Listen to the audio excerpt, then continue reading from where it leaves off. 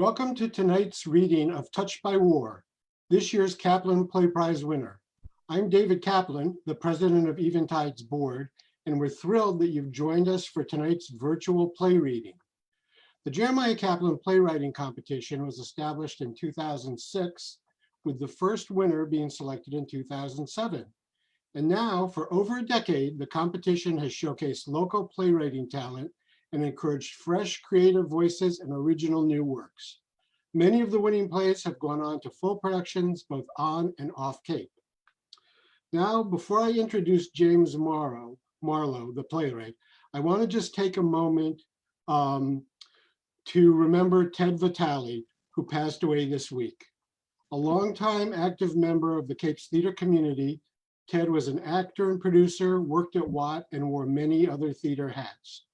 To Ted's family, colleagues, and friends, our heartfelt sympathies. Ted will be missed. James Marlow, a local playwright, has written several short plays that have been produced around the country, as well as having another full-length play reading at the Provincetown Theatre Company. He's also won several playwriting competitions and has self-published 4 novels. Touched by War, along with the other contest submissions, was reviewed by a panel of 3 experienced judges appointed by Eventide's Artistic Committee, and ultimately, James's play was selected as our 2020 winner. I want to thank James for writing a terrific play, and also a big thank you to the cast and crew for putting together this evening's reading. As you can imagine, it's no easy task in this virtual world. And again, our appreciation goes out to everyone who's been involved. I'm not sure James actually has been able to join us. So I want to say congratulations to him. We're delighted that he gave us the gift of this play. And now I want you all to just sit back, relax, enjoy this special presentation of Touched by War. And here's the start of the first act. Thank you.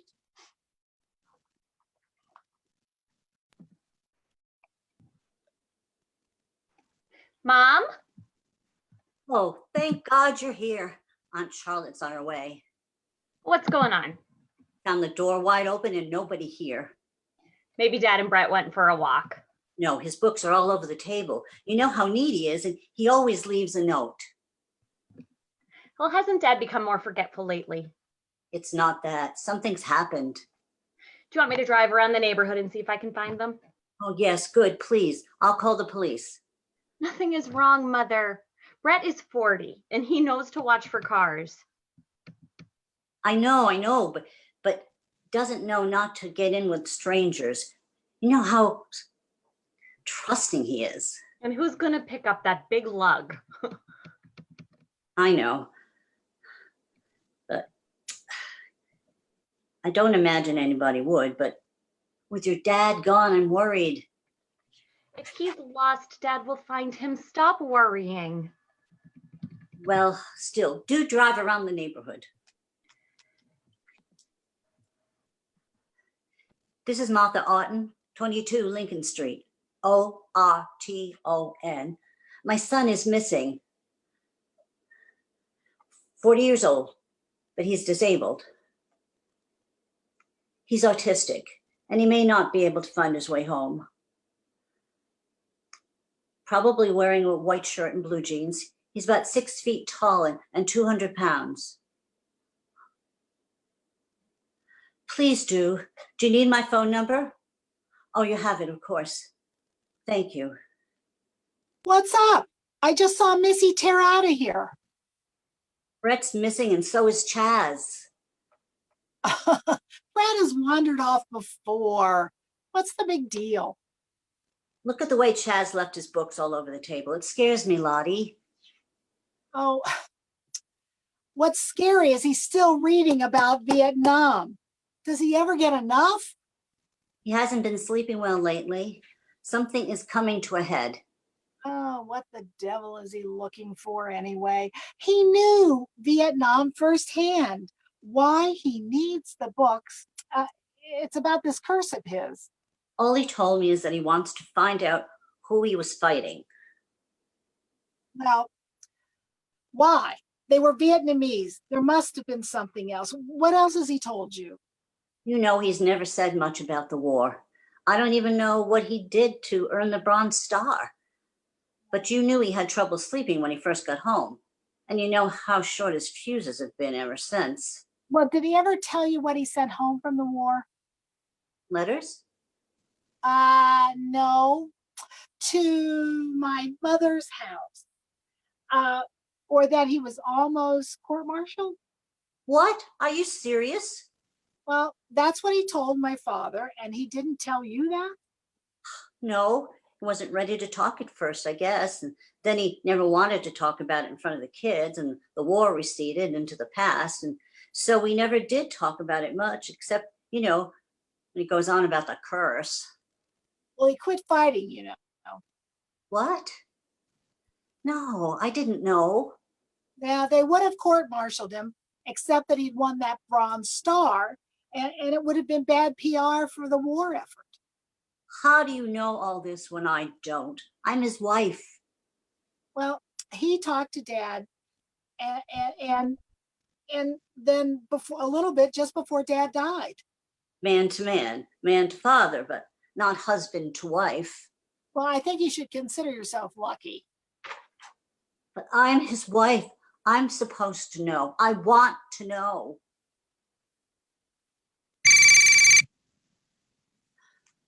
Hello? Oh, hello? Missy. Thank God. What kind of trouble? Well, bring Brett home. She found them at the playground where Brett loves to watch people play softball.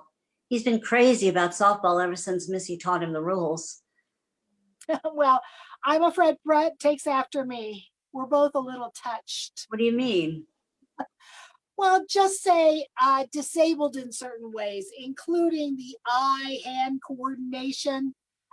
You know, you need to catch balls.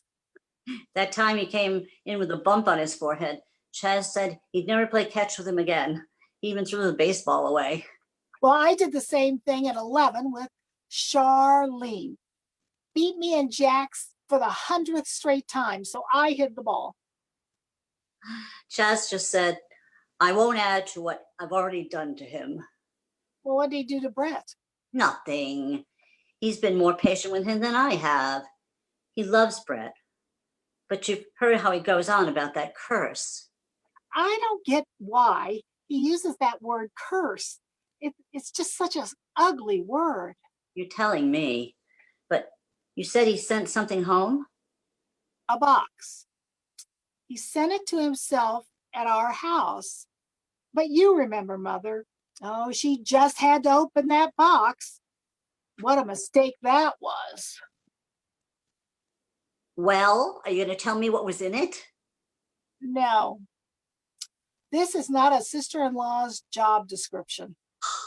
Well, it is a best friend's job description. You introduced me to Chaz. No, if he hasn't told you, I don't have the right. Maybe he doesn't want you to know, but didn't you take all of Chaz's stuff out of the house when Mother died? Well, wasn't there an army duffel bag? Yes, there's still one in our closet, in our attic. Well, if that's the same one, that box could be in it. And even another box or two from Vietnam.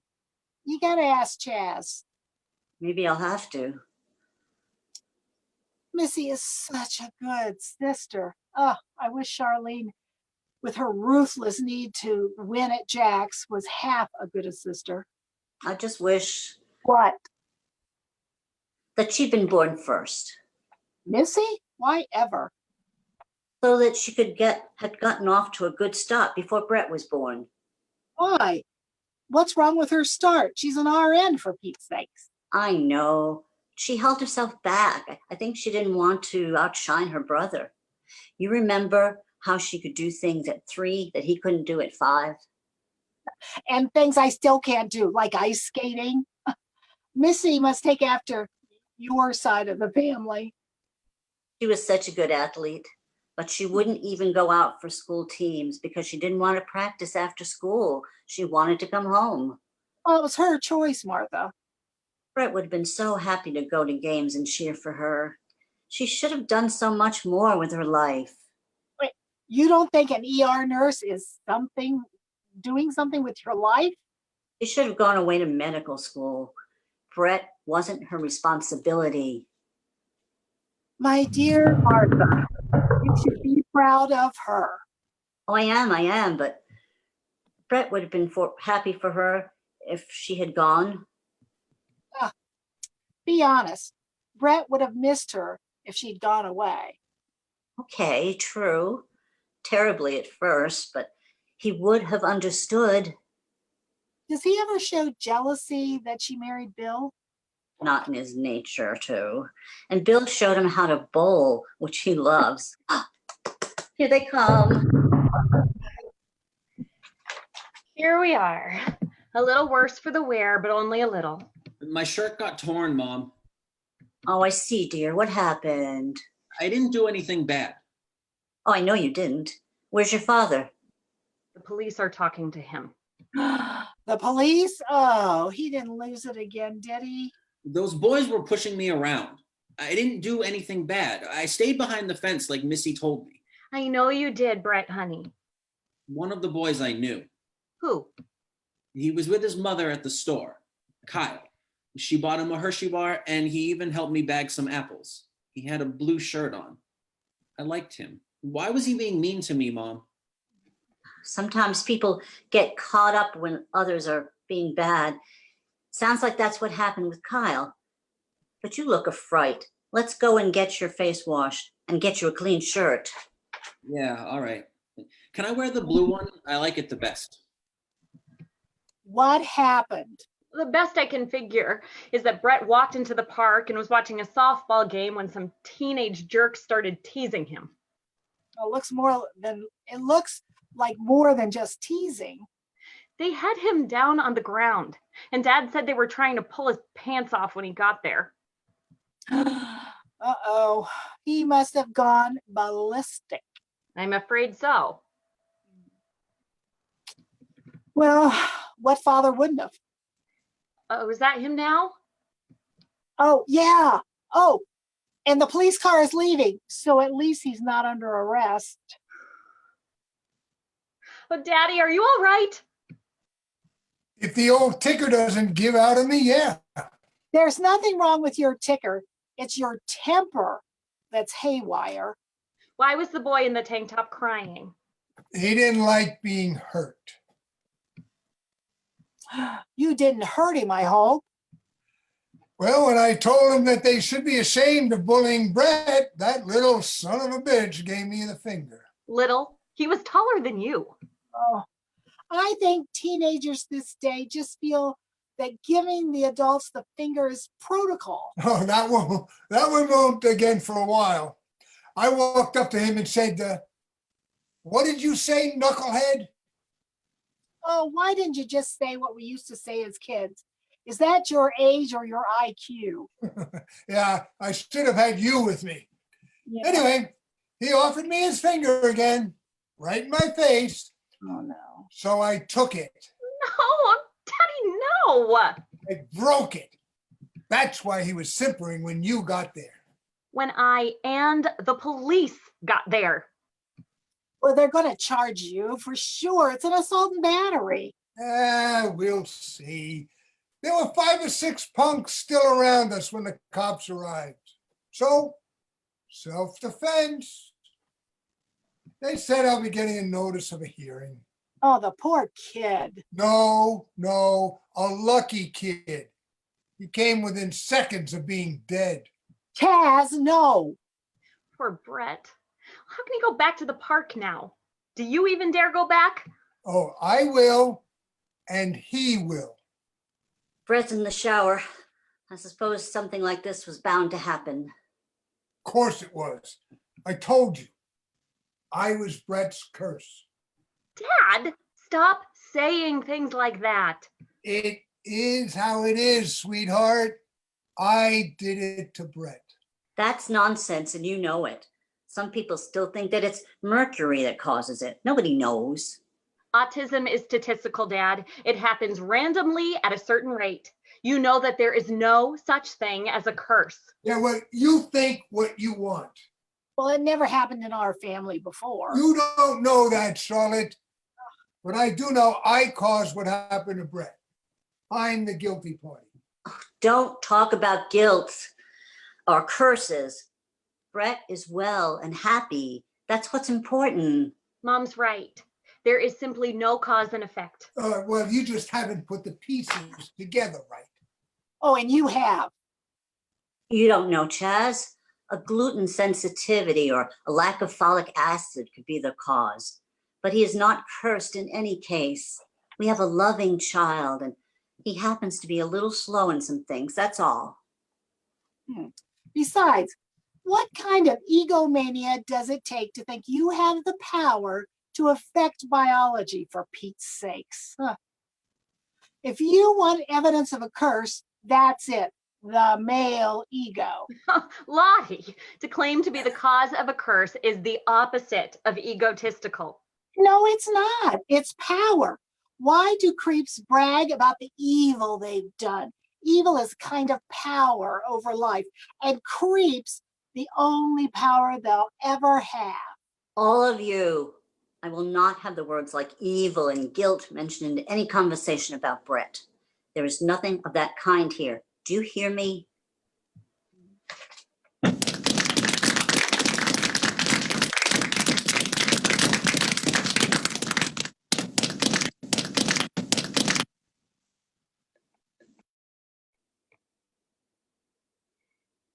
Finish your cereal, dear. Mom, why did those boys go and pick on me? I never hurt them. Bullies abound in the world, dear. That could be a good title for a children's book. Bullies Abound, or Abounding Bullies. Shall we write it together? A book like Dad is reading? No, well, I don't know. Maybe. What were you doing when those boys started to pick on you? I stayed behind the fence like Missy told me. Were you yelling or anything? No, I was just watching them play softball. I cheered whenever there was a hit, and I wanted to play with them. Did you know anybody on the field? No, just girls. And then those boys came up to me and shouted at me. Pervert. Pervert. Oh, pervert. What does pervert mean? A pervert is someone who does things they shouldn't. I wasn't. I stayed behind the fence. No, I know, dear, but sometimes boys that age are very cruel and they tell lies like saying pervert Why did they lie about me? in order to make themselves feel bigger and better. Gives them a sense of power, but only in their own minds, of course. We don't do that, do we? We don't lie. Dad made that one boy cry. I was glad at first, but it made me kind of sad too. Dad did a bad thing. Is Dad a pervert? No, dear. You can sometimes do bad things without being bad. Now eat. Brett, I'm sorry I got so mad. I'll try to do better next time. Okay, Dad. You want some cereal? I'll bet you're hungry. I get angry sometimes when I'm hungry. Eat some cereal. No. But I could use some coffee.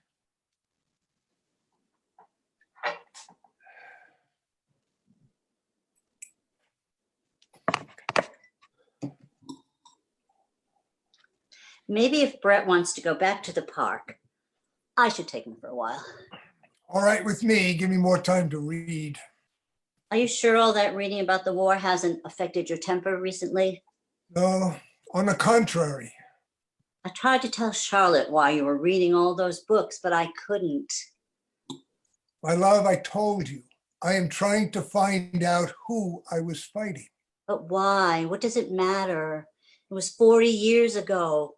What difference does it make now? You came home safe. I was one of the lucky ones, physically at least. But you made it home to me. Thank God. Yeah, I made it. And then I made him. Brett? Brett, What, Dad? do you want to go to the park? Let me take him. You stay home. No, No, not today. I don't want to see those boys. tomorrow then. Tomorrow, for sure. I want them to like me. When they get to know you, they will like you just like we do. I'd like that. Can I go watch some TV? Don't push him to go. Chaz, dear, Charlotte told me you sent a box home from the war. You've never mentioned it to me. When did she tell you that? When we were waiting for you and Brett. You're worried about Brett and my ditzy sisters talking about things that happened 40 years ago. She called herself touched, not dizzy. No. The word is touched, as our father used it. But it's the same thing. She said Brett was touched too. It's a kinder word at least than cursed. Maybe. She said your mother opened the box but wouldn't tell her and let her see what was in it. That must be the only time in her life my sister didn't get what she wanted. What was in it? What was in it? A curse was in it. And what did this curse look like? If I told you it had gnarled teeth and pointed ears, would you believe me? Chaz, is it related to why you're studying these books on the war? I should know. There's nothing you need to know, Martha. There's so much about the war you haven't told me. Not in 40 years. It's long past time I knew, and this seems like a good a time as any. There's no good time, Martha. It doesn't need to be brought up now. You've started bringing a knife to bed again, so I think it does. Well, I'll stop that. Now let's let it go. Don't push me away, Chaz. It's for your own good and mine. But I can't lose you, Martha. I can't. You have to trust me, love. And you have to trust me. Open up to me. I am trying, sweetheart. I am.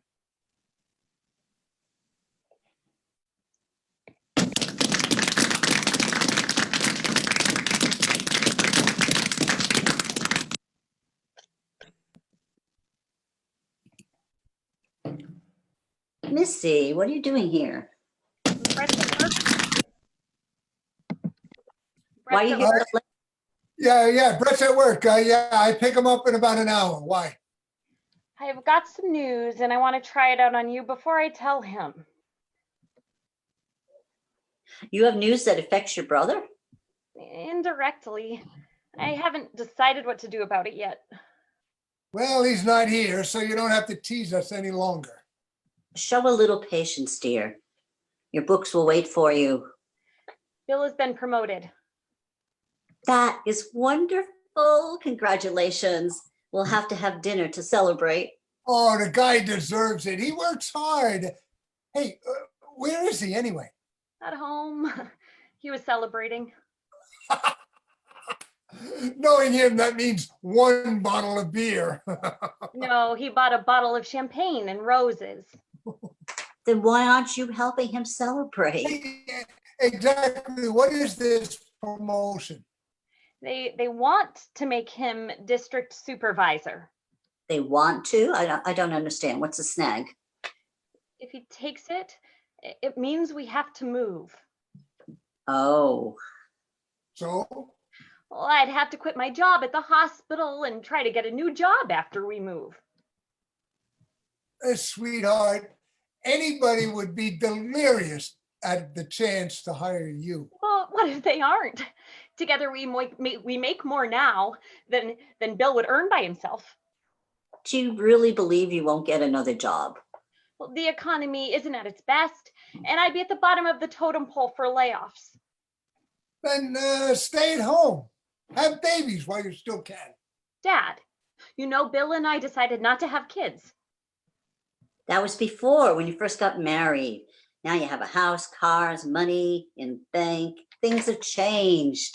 I haven't. By what rights should we expect there to be any more Ortons? What kind of curse would that be? I'm asking you to forget that word, Chaz. I'm just sorry you got involved, love. You should have married Frank Shaw. Whatever are you talking about? Well, I know Shaw had a thing for you. It would have worked out better for you. Stop talking nonsense, Chaz. Yes, Dad. And if you think that Bill and I together, what we decide about our lives has anything to do with your so-called curse, you are badly mistaken. Oh, is that right? Well, then tell me, what is the real reason you came over instead of phoning? I couldn't talk to Bill. Why not? He was drinking. For the second time in his life. Go party with him, sweetheart. Besides, I can see what I need to know in your faces. What do you need to know? It's a huge promotion. Why wouldn't we want Bill to take it? It's Brett. No, Brett would be happy for you. Do you really think he'll be happy for us to move away? It doesn't matter, sweetheart. You have to live your life, not Brett's. Don't think Brett won't survive without you. That was the mistake you made about going away to college. He's even got a job now. Herding shopping carts and bagging at the supermarket may not be much of a job compared to yours and Bill's, but he does a good job and he likes it. And people like him there. I know. But what happens when you can't drive him to work anymore? Why couldn't I drive him to work? I see. The time will come, won't it? And for Brett's sake, we have to face it. And so you would sacrifice the rest of your life in anticipation of my getting too old to drive Brett to work. There's no sacrifice. I had everything I want. Martha, we cannot let our daughter ruin her life anymore. She's already sacrificed too much of it. I know. Brett is not your responsibility. I'll have you know that I have not ruined my life. I like my life right here, right now. I like living here. I like being close to my family. That is who I am. It's who you made yourself into out of, I don't know, out of guilt or something. Yeah, survivor's guilt. Survivor of what? My curse. Oh, Stop that. Tell Bill to take the job. oh, he'll probably take the job. It means a lot to him. Of course it does, and should to you too.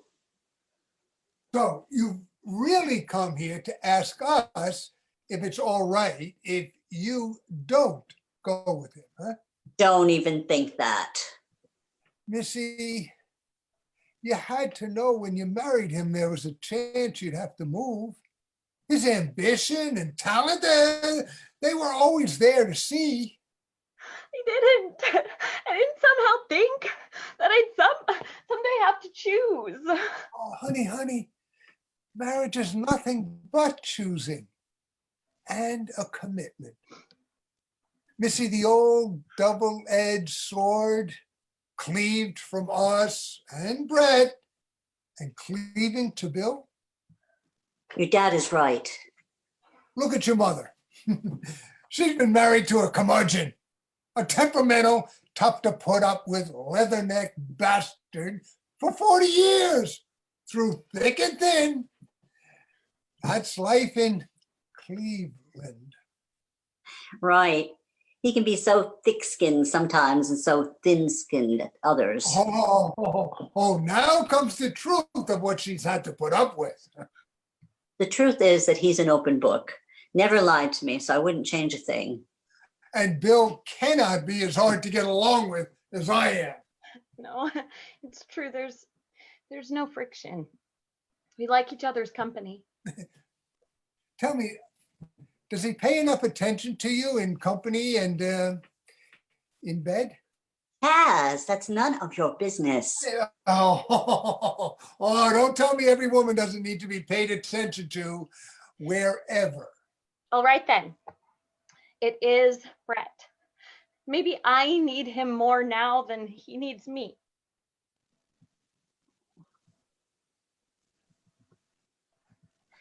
Then when you move, you both will have to have a hole in your lives that you both will have to deal with.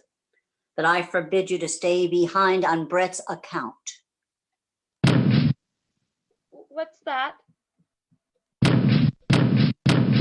I saw a gang of teenagers on the corner when I drove up.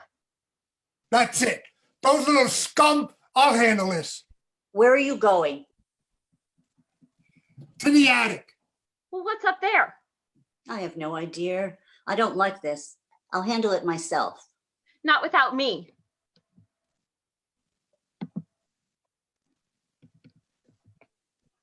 You kids get out of here. I've called the police. Chaz, what is that? It's a scum cleaner.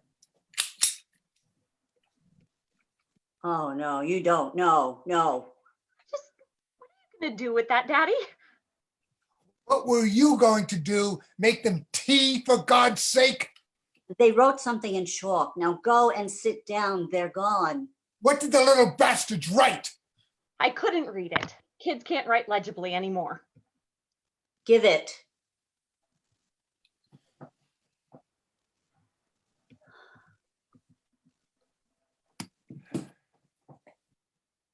Wait. Give it back. I have to unload it. Dad, were you really gonna shoot them? What's the matter with you? What is the matter with them that a good shooting wouldn't cure?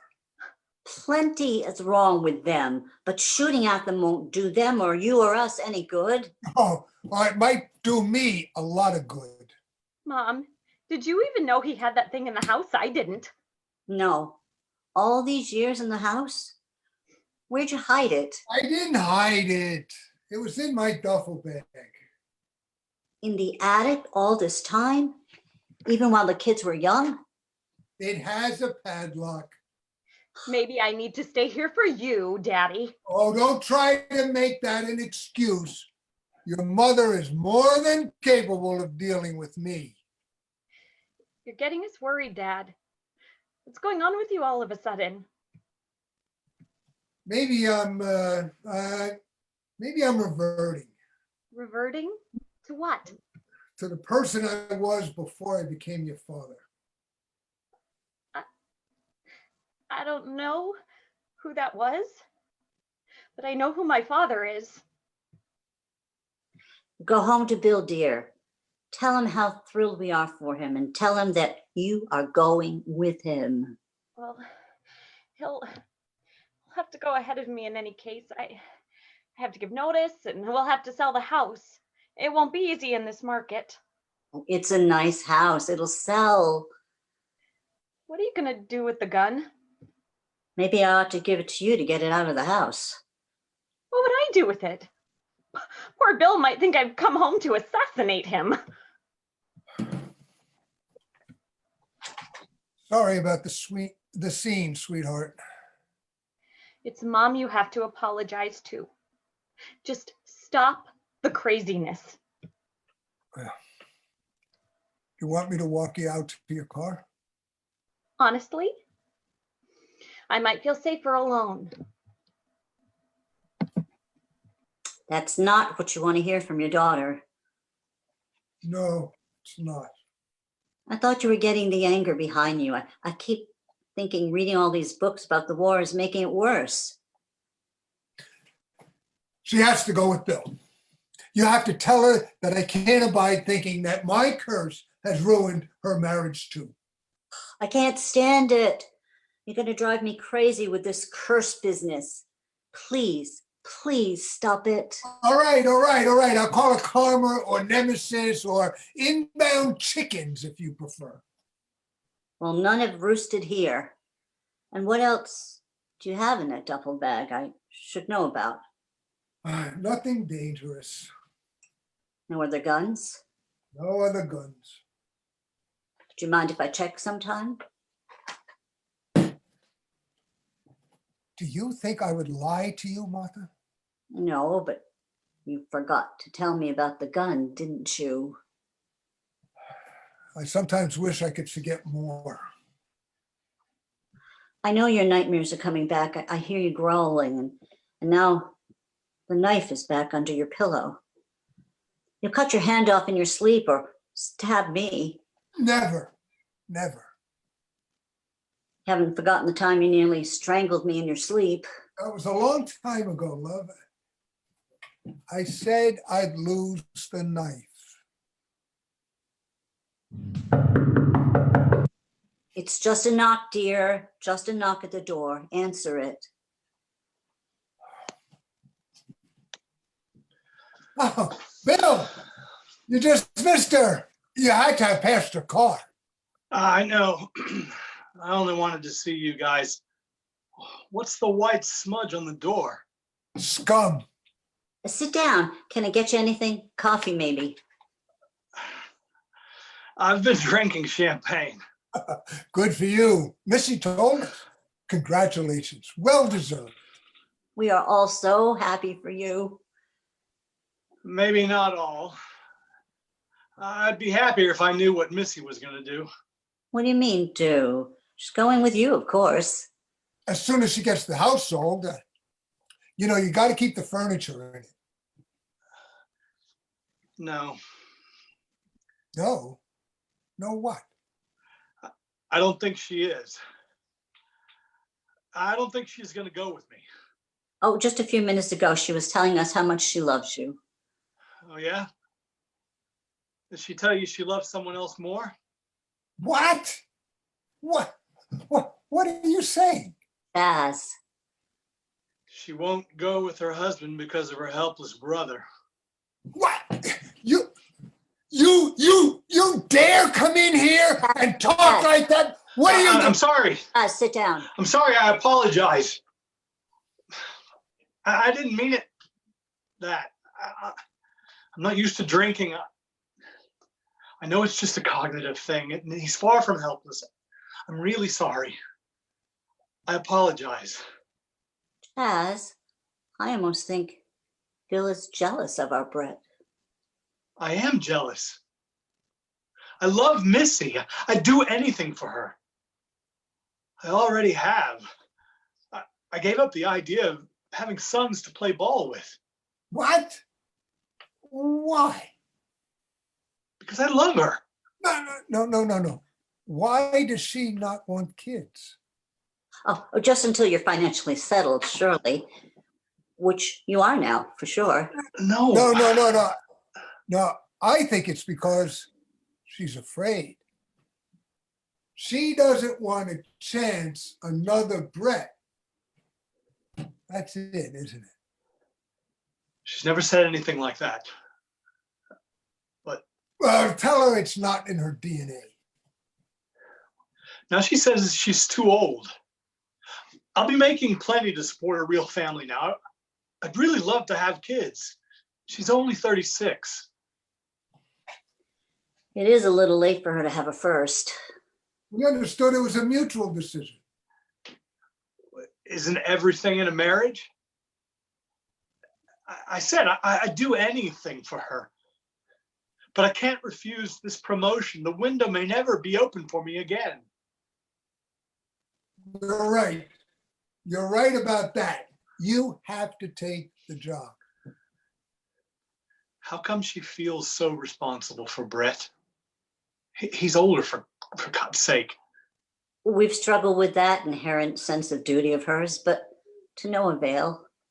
My curse just keeps spreading out. The Bible says down to the 7th generation. but there won't be a seventh in this family. Between her and Brett, there won't even be a third generation.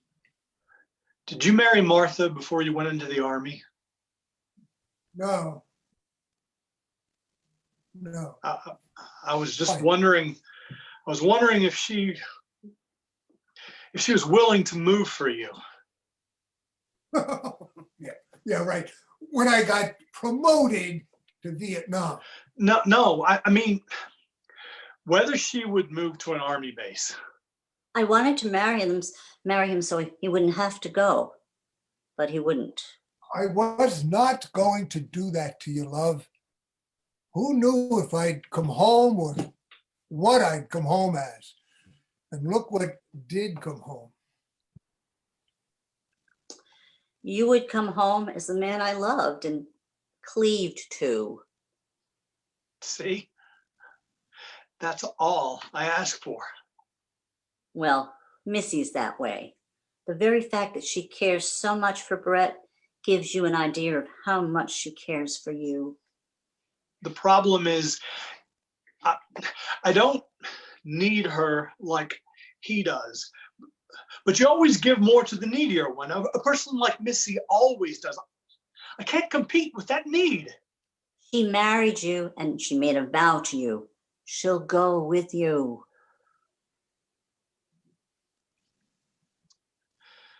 Thank you, Martha.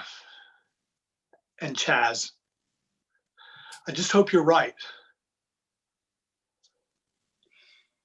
Do you want Chaz or me to drive you home?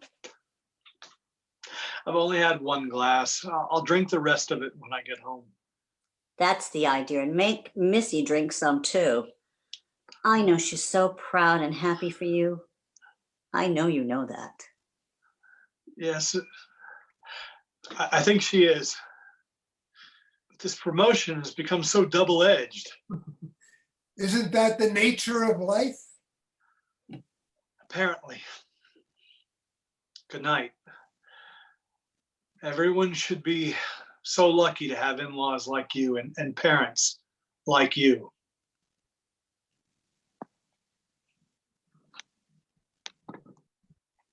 You didn't even tell him good night. If he said one more derogatory thing about Brett, I was going to cut his tongue out. Please stop talking like that. He didn't mean to be hurtful. Remember, he was the one who taught Brett to bowl so well that he's now on a team. That's true. He had the patience. Think what Bill's going through. He's afraid he'll lose Missy. Think what Missy's going through. She thinks she has to lose one of them. Don't tell me their troubles aren't my fault. It's contagious. Chaz, would you please go and see somebody? No exorcisms will work on this. Sometimes you behave less maturely than Brett. Yeah, by a long shot. You've made something good out of it, Martha. You have. I didn't give up on him, that's all. He's not cursed, Chaz. He has a life, a good life. He holds down a job, he has friends, he plays softball in the Special Olympics, and he goes bowling. And he can tell you the batting percentage of everyone on the Red Sox. and he knows the birth date of everyone. Boy, he is something. Exactly. He has a full life, and so do we. You just have to get rid of your negativity.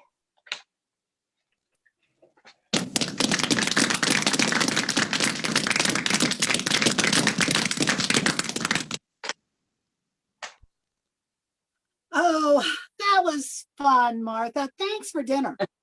Thank you for bringing the roast over, Charlotte. Well, I like to cook, and you can't cook seriously for one person. So having you guys to cook for is a treat. And without you guys, I would be eating frozen pizza all the time. Brett really liked it. I had to stop him from taking thirds. Well, what else is there for a 40-year-old celibate to do but eat? I should know. You ever hear from Bo? Oh, I know he's broke up with that woman in Phoenix. Who can understand that man? Yeah. You're attractive, you're smart, you're a great cook. What does a man want? Well, apparently a third and fourth helping, except maybe for the smart part.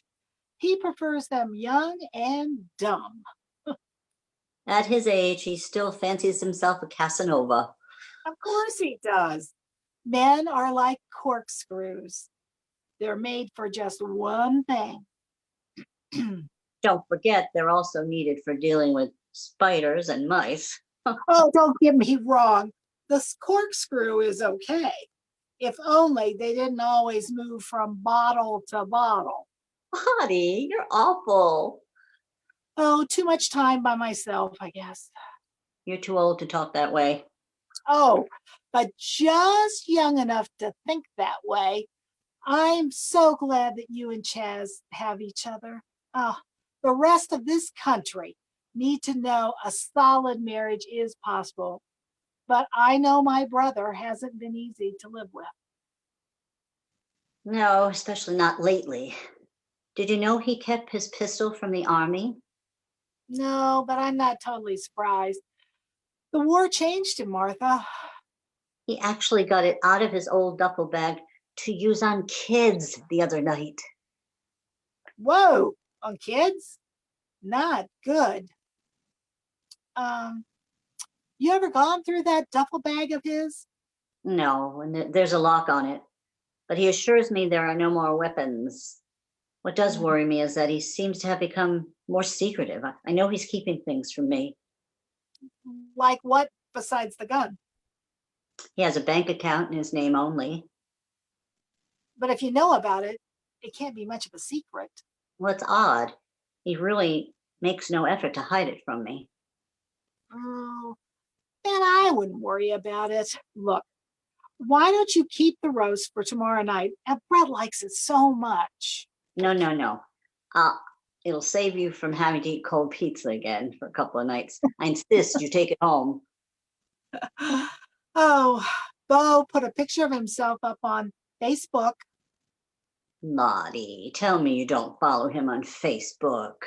Oh, I'm afflicted with morbid curiosity. He's added some tattoos. He already didn't have enough? Well, apparently to him, tattoos are like women. There's always room for just one more. My father would call him tetched. He always was a little crazy. It's sad, really. Well, he was definitely bragging about the new tattoos. His arms look like the walls of the slum, except the slum walls are in much better shape. Why do I have the feeling that you told him that? Well, I might have made an unkind compliment. Wasn't he asking for it? No, he was asking to be petted. You do have a sharp tongue. So he's told me more than once. Please stop following him on Facebook. I think knowing you're watching him eggs him on. If I stopped, he'd send me picture postcards. How does Kayla deal with him? Oh, her tongue is a scalpel compared to mine. They never got along. She says her father is, quote, the typical fatuous Neanderthal whoremonger that men are. Whoa. Is she in contact at all with him? After that description, are you kidding? No, since the time he came home drunk and told her he wished her name was Missy. After my Melissa? No, Missy for mistake. My God, he told her she was a mistake? Not to me, she wasn't. Oops, wait, did I just hear Chaz's pickup? He was gone a while. How long does it take him to get Brett to work? Shouldn't he be getting back like an hour ago? Yes, normally. Well, he's trying to avoid me because he hates hearing about Bo. Good thing we put all the Bo news out of the way. Bo news. Oh, isn't that like good news? There is never any good news about Bo. Same old Bo. What's this? It's Missy's passport. And I almost didn't get it home. Almost didn't get it home. Why? Well, the cop gave me a warning. No, what for? A goddamn woman in front of me had her right signal on and turned left. I almost ran into her. And you chewed her out. Yeah, she got out of her fancy car and I told her to learn how to drive. In no uncertain terms. So you frightened her. She called 911. There was a cop a few lanes over. Chaz, do you think you're going to change her? Think. What did the cop say? The cop gave me a warning and said, you a vet? Yeah. None? Yeah. Take it easy on the airheads. Good advice. Yeah. It could have been a ticket. He said his father was a numb. I'm worried about your road rage 100 times. What I'd like is a road with nobody on it but me. Then you're not talking about a road. Tell me, why is the bike a passport? Yeah, what were you saying? All right, listen. What's Missy's reason for wanting to stay back when Bill leaves to take his new job? No, stay back? She wouldn't. She's got a good man and she would let him go. Oh, I've got to talk to that girl. Chaz, it's certainly a clever idea.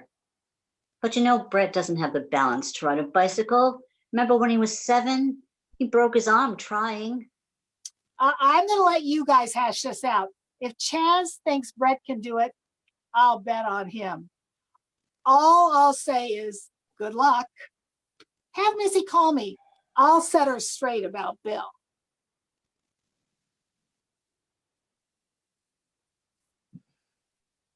That sister of mine is a bit ditzy. But she's right about Brett. He can do it. Oh, I hope you're right. Even Charlotte thinks so. She didn't have to watch him fall down every day of his life. Oh, I admit, at 7, it didn't even look like the kid could ever cross the street by himself. But now, look at him. He's holding down a job. He's probably ready to learn to ride a bike. Think. A broken arm in a man is more serious who's 40 than when he is 7. Oh, I know that. I bought the biggest training wheels I could find.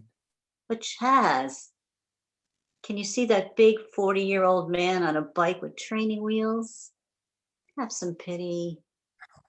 Pity is exactly what he does not need and cannot use. He will ride that bike. It'll make him a laughing stock. Not if you give me back my pistol.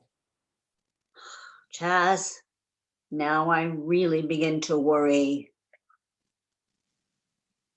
I am deadly serious. Brett will learn to ride a bike and then he won't ever have to depend on anyone else for a ride to work. Chaz, don't ask for the impossible. You can have too much faith in him. Yeah. And where did I get it? When I thought his fate was helplessness, you said it wasn't. Your love saved him, and Missy and Bill took him bowling and to ball games. They got him out.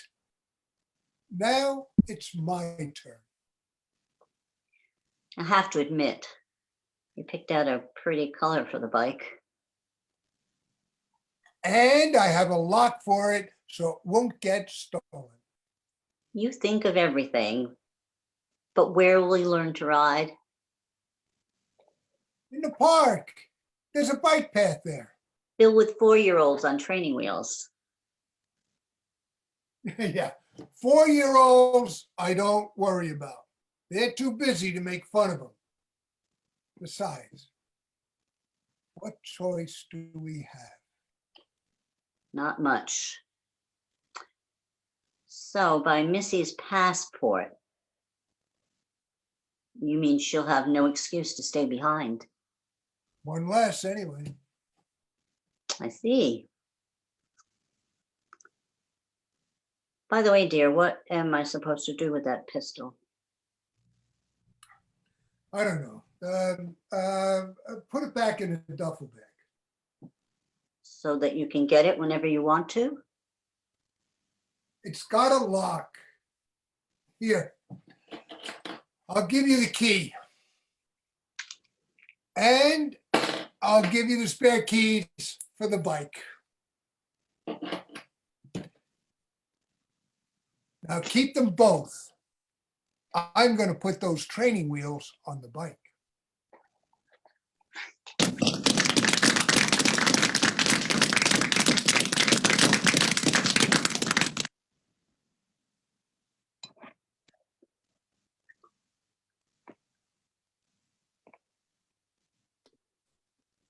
Look at me, Mom. My goodness, don't you look ready for action? Dad says I look like an astronaut. Oh, I'll say you do. Do you know what astronaut means? Sure, guys who go up in rockets. After I learn how to ride a bike, I want to go up in a rocket. One thing at a time. Very, very few people get to go up in rockets, but astro means star. And you certainly are our star.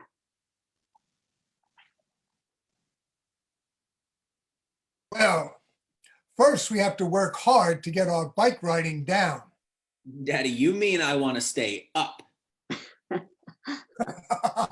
Oh, right you are. We have to get you up and keep you up. All right, let's go, Daddy. I want to do it now. Oh, you haven't had your breakfast yet. Bike riders need a good breakfast. Oh, come on. We're too excited to eat. We'll be back in an hour. We'll eat then. All right, you two. But be extra careful, please. Here comes Missy. I'm going to show her my new bike. I know you'll be careful. Of course we will. I'll trot alongside him as long as I can. Oh, now you really have me extra worried. I can't have you having a heart attack. Martha, let me do this at least. Just be careful. Brett and I need you. With everything he achieves, he needs us less. That's what we want and thought we would never have. But it's a double-edged sword again, isn't it? I know. We wish ourselves into uselessness. Never, never you, sweetheart. I'll set the coffee maker for an hour. So if you want it fresh, you have to be back in an hour. Oh, you could have been my drill sergeant. You bought Brett a bicycle? Yeah, we're on our way for our first practice now. Hey, you want to come? You can smell me when I get winded.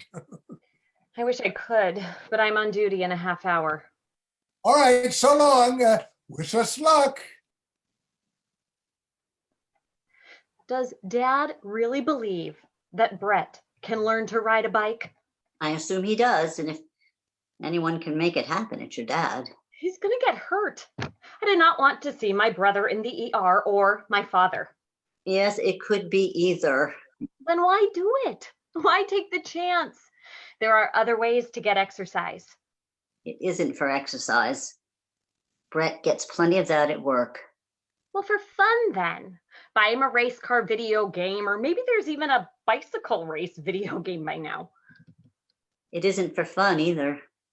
The riding could be fun for him later. Well, what's it for then? So that when he gets good enough, he can ride to work. Ride to the supermarket? Oh, I get it. If he can learn to ride, it'll be better for everyone. But what if he can't? Do you want to risk his disappointment if he can't learn? I don't want him to fall or to get hurt. Your dad decided on this, and I find that I agree with him. It's a way that might solve all our problems. Well, my problem is partly solved. Bill told me he's accepted the job, and he said that you both told him to. We did both tell him he had to. Well, thank you very much, Mother. Missy, you know he has to. He would be forever unhappy if he didn't. And he couldn't help but blame you. It's simple, really. So the bike is not so much to solve Brett's problem as mine. At least if it works, it'll boil the problem down to whether you want to go with Bill or not. I want to go. It's not that. Exactly. If Brett learns to ride and learns to watch out for cars, you know how he focuses and he doesn't look around. I know. Speaking of problems, what am I going to do with his gun? He'll just throw it away or take it and give it to the police. I can't do that unless he tells me to. He gave me the key to his duffel bag, so maybe I'll lock them up in there and keep the key. Throw the key away. Put the kettle on, dear. I'll be right back. Well, I don't have time for tea. There was an accident last night. A couple of teenagers were killed. What, dear? What if someone like that is driving when Brett's riding his bicycle? Mom, I said that accidents like that make you realize how lucky we are. See what else he has in that bag. Make sure he doesn't have a hand grenade or something. No, he promised there wasn't any more weapons. But here's something. Have you noticed Daddy being more antsy than usual lately? Is it the war footage that we see on TV? I don't know if I should tell you, but he's sleeping with a knife under his pillow again, like he did when you and Brett were little. What? You never told me that.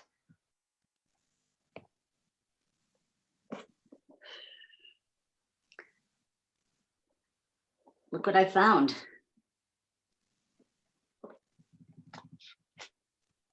Charlotte told me that he sent a box home from Vietnam and his mother opened it and closed it up right away. This could be it. Shouldn't we see what's inside? I don't know, Mom. Do you think we should? Well, remember that little box he kept unopened in a drawer?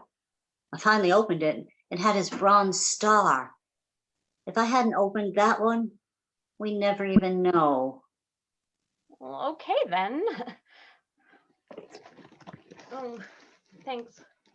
Oh man, it's really wrapped up. Grandma sure used gobs of tape. Take a knife. You're the nurse. You can operate on it. Okay. Are you sure you want to do this? Too late now. Voila.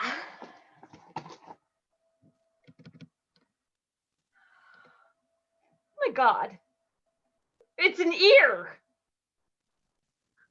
What kind of ear? Oh, you don't need me to tell you that it's a human ear.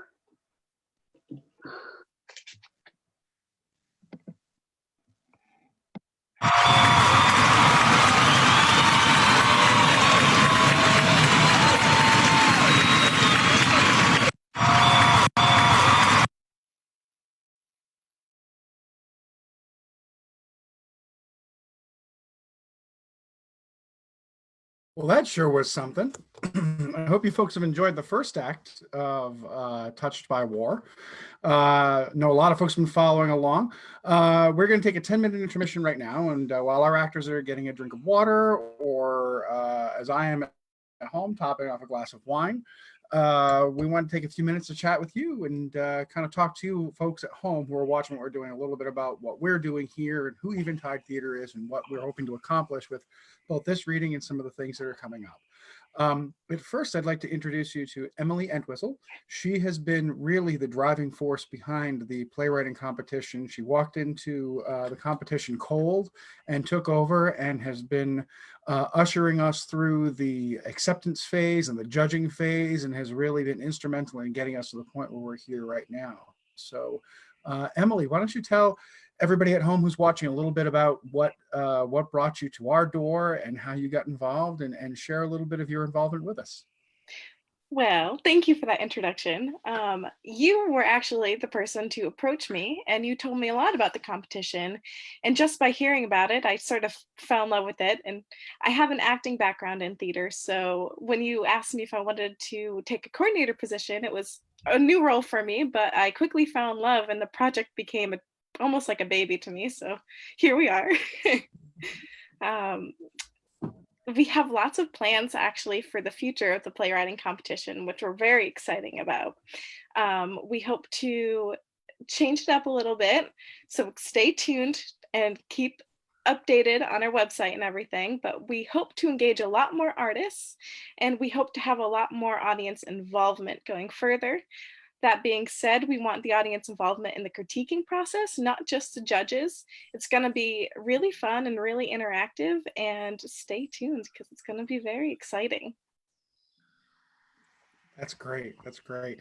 I know you and I have been talking a lot about some of the plans and some of the ideas, and I know that we don't want to reveal too much yet because we want to make sure that everything is laid out and in place. But Emily has been working really hard on looking at the rules and what governs how we accept plays and how we review plays.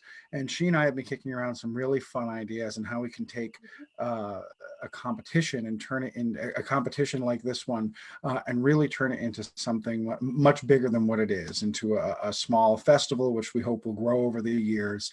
And really something that'll be engaging for everybody, from playwrights to the audience to passersby, and who watch how the process grows as we go along. So Emily, thank you so much for everything you've done so far. It's been great. Thank you. So, and we also have with us Tina Games. Tina is the managing director of Eventide Theatre. Hi, Tina.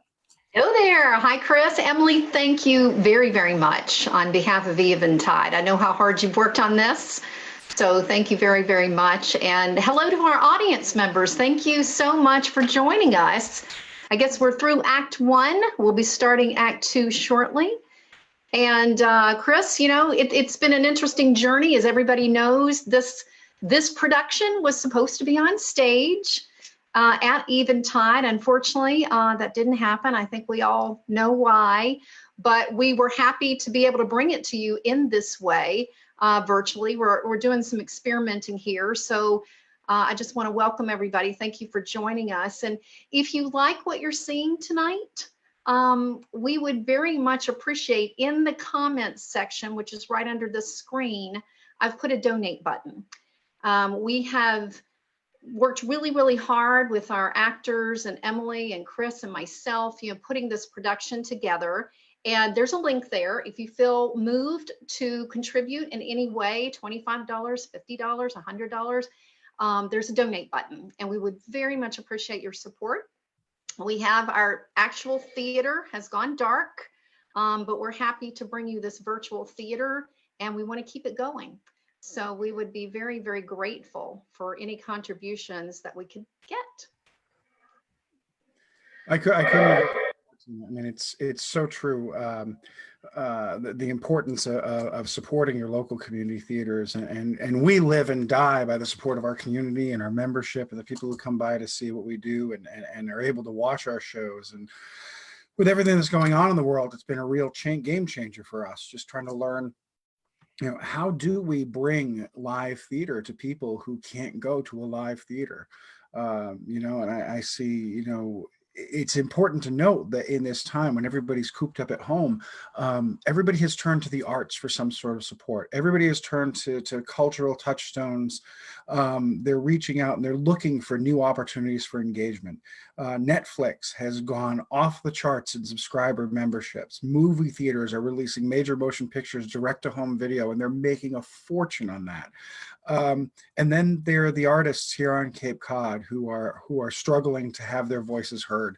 We're looking, we're trying, and we're doing so many different things to try and connect with our audiences and to let you all know we are still here, we are still vibrant, and we are still important. It's not just Eventide. There are other theaters out here that are engaging in a lot of different activities. The Cotuit Center for the Arts is putting up new videos where they do this great lip sync video that they put up, and they're encouraging people to tune in and stay tuned.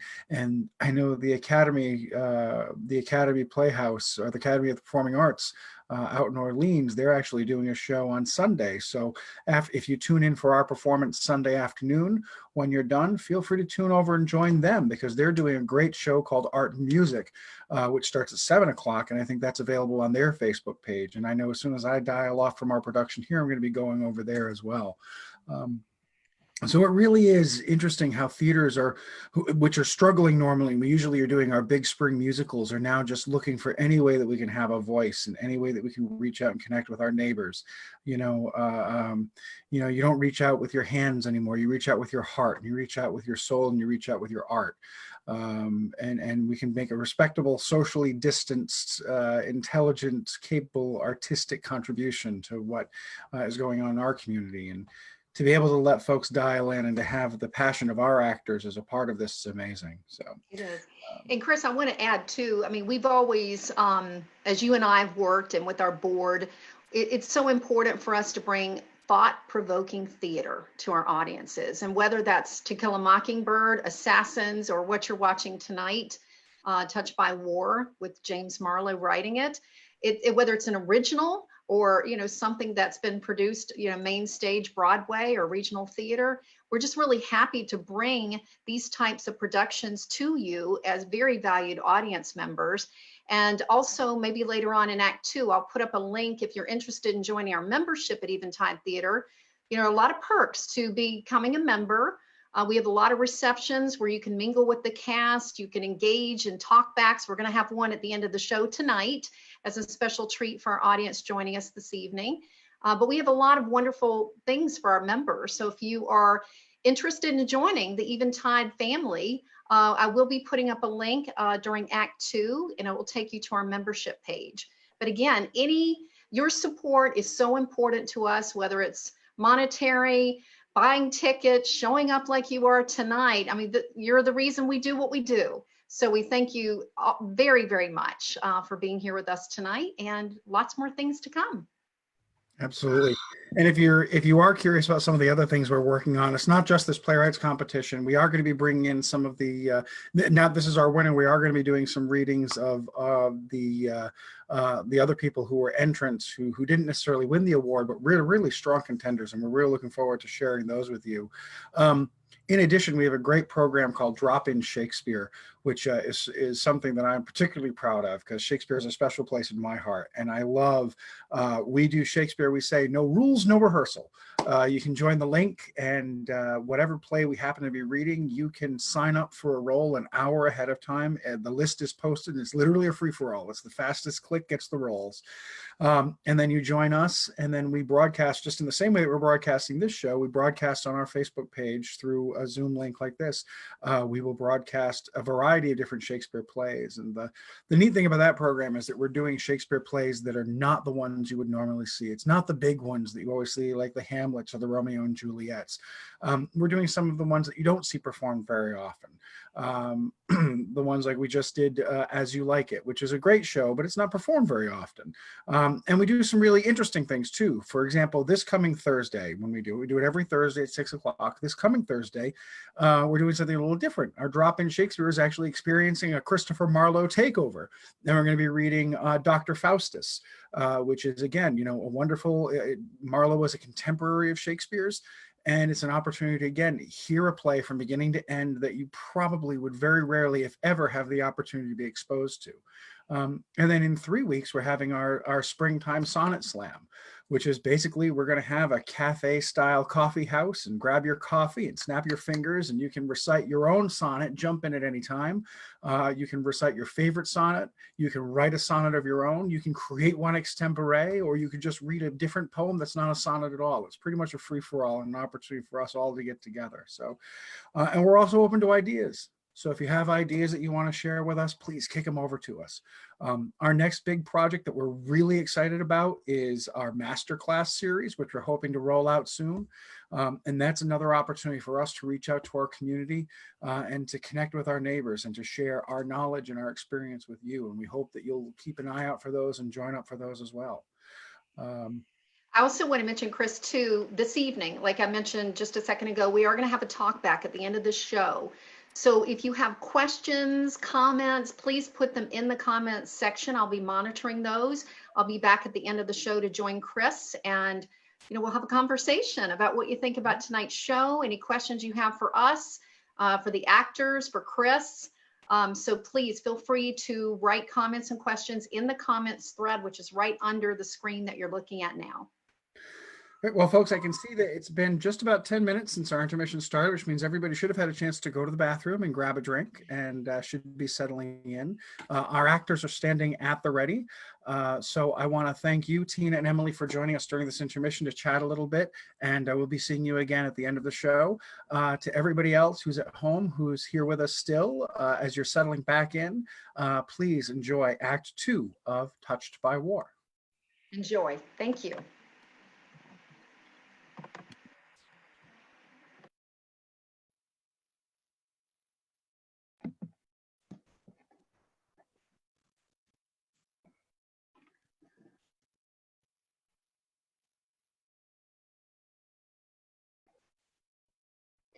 Charlotte, hi.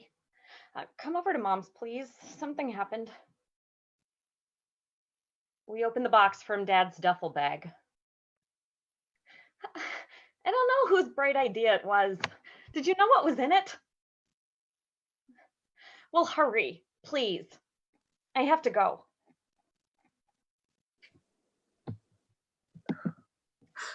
Now what? I don't know. Do I tell him? Can you pretend you don't know? I don't think so. Then you may as well confront him now. What reason can I give for having found the thing? Well, tell him why you were in his duffel. Just putting his pistol away. But he had told me no other weapons, so will it look like I didn't trust his word? You know how he is about that. Were we really not looking for something? I'm so tired of his talk about a curse. I thought what was in that bag just might be the curse? Might give us a hint of where all this nonsense comes from. Why don't you just ask him? You don't think I have? He just says there's nothing I need to know, or it's complicated. Well, we haven't uncomplicated things, now have we? Why does a man send somebody's ear home? He wasn't the only one, from what I've heard. What was he going to do with it? Frame it, hang it on the wall like a hunting trophy? Oh, there's the lion. I shot that one in Africa. And here's the ear I got from Vietnam. My God, Mitzi. So in his mind, is this the source of the curse, do you think? If it is, why doesn't he just throw it away and be done with it? If it was that easy, Daddy would have. If this horrible thing isn't the curse, what is? My God, what happened in Vietnam? He came back, Mom. That's the most important thing. It was war. I know that. Charlotte said your grandmother Sharon opened it. So did Charlotte know what was in there? Who knows? I'll put the thing back. Then you tell me what I should do. I've called Charlotte. We'll ask her. But first,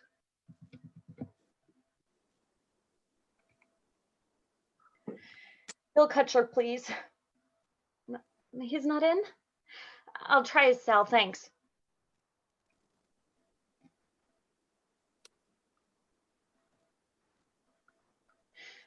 Bill, I'm at Mom's.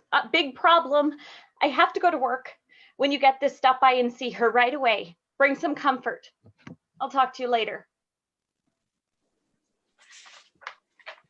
Why did you let her open that box? I didn't know. Why didn't you warn us? Ugh. Besides, it's her house. She has a right to know what is in her own house. This comes from snooping around. I learned a long time ago that you usually find something you wish you hadn't.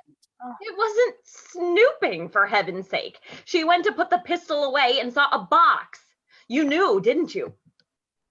well, I didn't see it, but Mother told me about it later. What do we do? Well, first, put it back. Then we can think it out. Mom's putting it back right now. Look, I'm late for work. You stay and take care of her. I've called Bill. He'll come by and relieve you when he can. I don't know what good I can do. Just be an ear for her. Oh, Oh God. Sorry. Just listen to her. Should she tell him?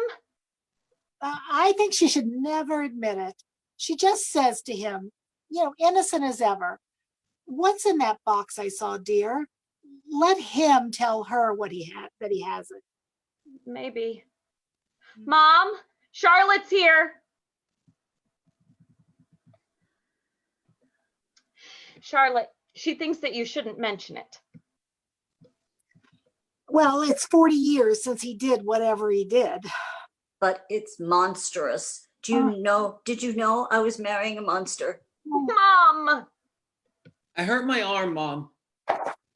Oh, it's bleeding. Oh, you poor dear.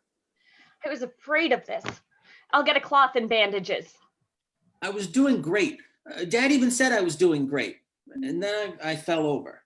I cried a little, Mom. Well, you were hurt, dear. People cry when they're hurt. But big boys aren't supposed to cry. But when I saw my blood, I started to cry. But you didn't cry for long, did you?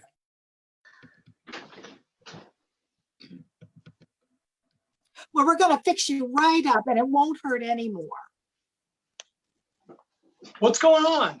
I got hurt, Bill. I see. You'll have to shake it off like ball players do. Yeah, I'll shake it off. I have to run. Bye, Brett, honey. You'll be fine. Thanks, Bill. How did this happen? Hey, he was doing fine. Hmm. But then one of the learner's wheels went off the pavement and he tipped over. Oh, But he was doing great. I'll take the learner's wheels off. Yeah, I was doing great, Mom. Maybe we could find one of those 3-wheeled bicycles. I've seen them. No, not necessary. We had it on 2 wheels today, hey, didn't we, son? Yeah, you'll see, Mom. I can do it. And I'll get really, truly good at it. Just like bowling. Remember how bad I was at first? And like softball, remember, Bill? Yeah, that I do. You were stinko. Yeah, but I'm not stinko anymore. Missy knows why you want him to learn to ride a bike. Well, there's no secret about it. If you don't make progress, you're regressing.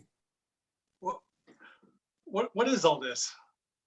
Chaz thinks if Brett can ride a bike to work, Missy won't have Brett's job as an excuse to stay. I like it. I like it. is it worth that? It isn't just for Missy, it's for Brett. He wants to ride like other people do, right, son? Right, Dad. If I can ride a bike, I can do anything. That was neatly scripted. I left the bike back at the park. I'd better get it before some scumbag does. There, you're all better now. I'm going back to work. Brett, see you later, Gator. Bye, Bill. Mom, can I go with Dad? Sure. Hurry and catch him.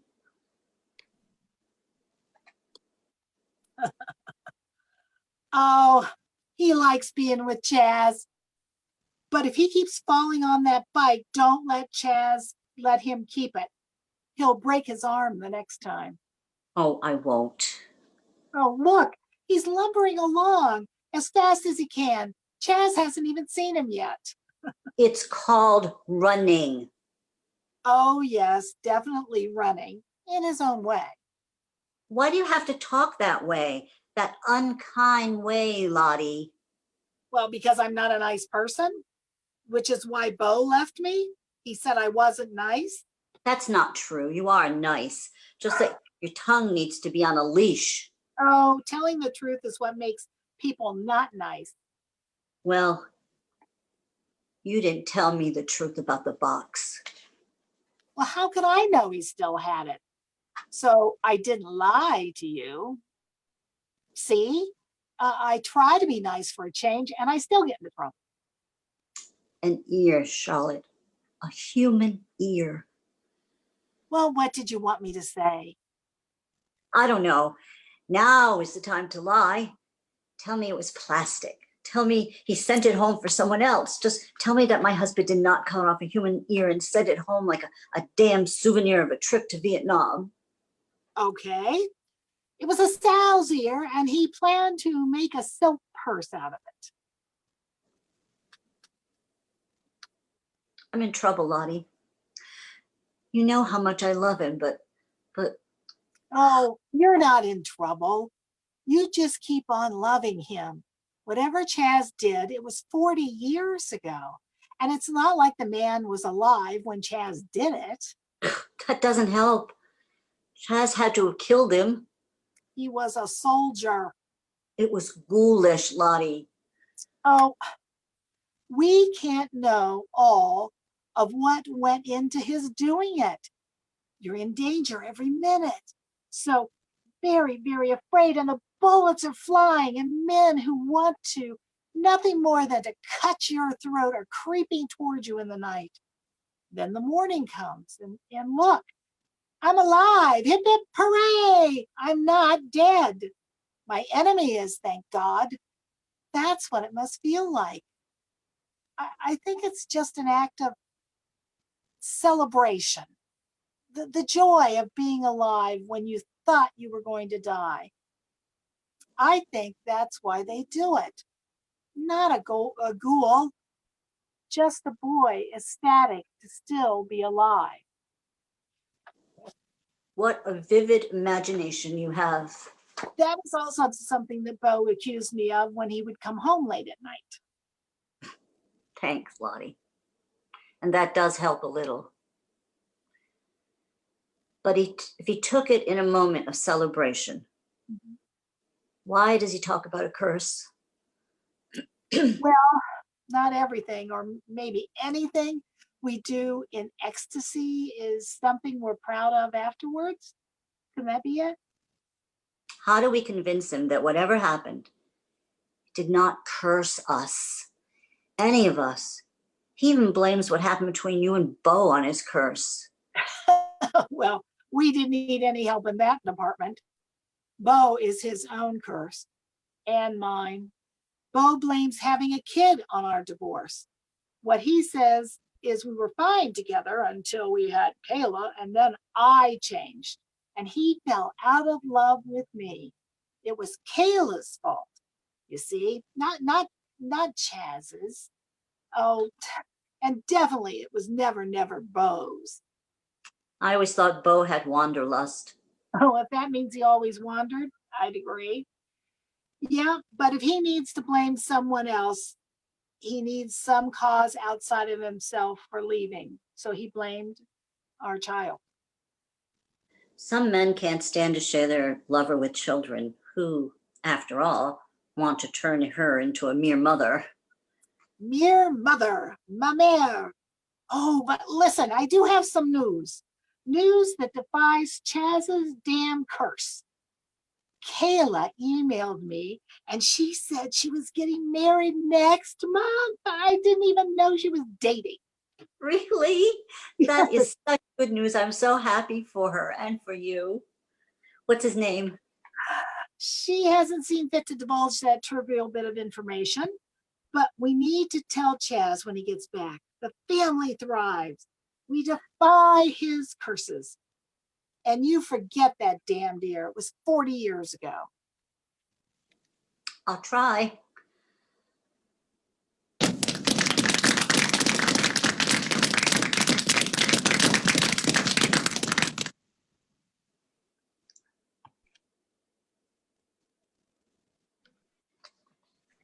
How did Dad's court hearing go? Oh, it went as well as could be expected. Which is?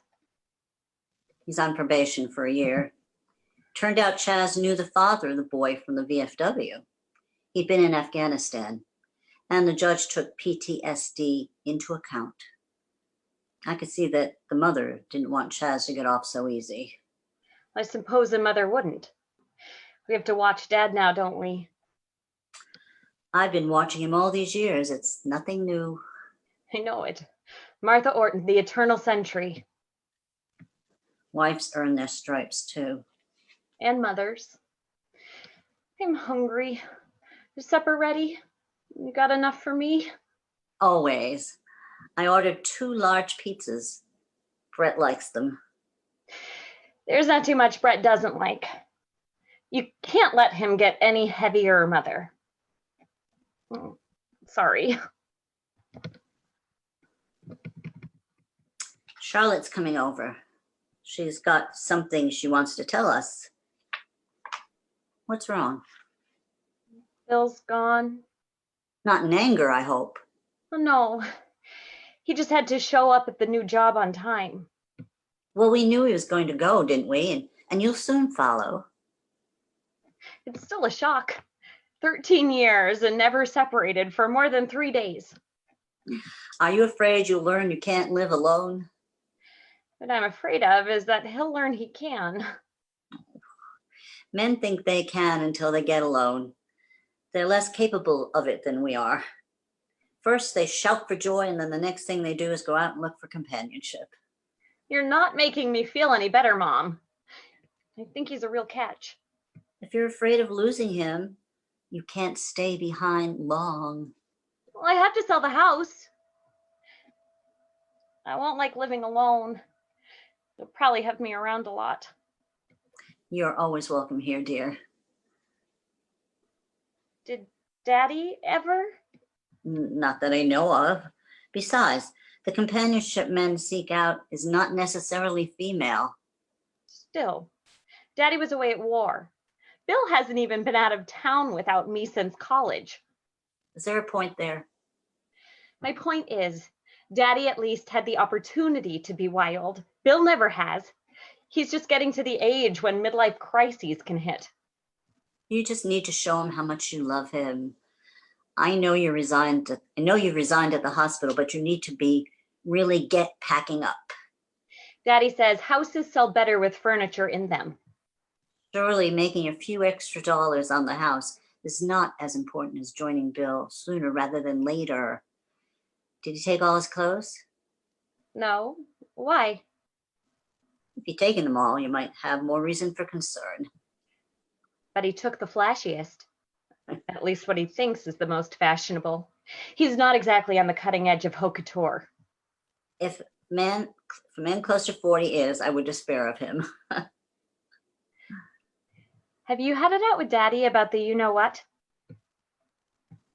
The time hasn't been right. We're a pair. How's that? Putting things off. I'm going to do it. So are you going to get packed? Woohoo! Hey! I did it. What's the celebration? Oh, we rocked! Not a single fall. We turned corners and stopped and we watched for cars like professionals. I turned all the corners, Mom.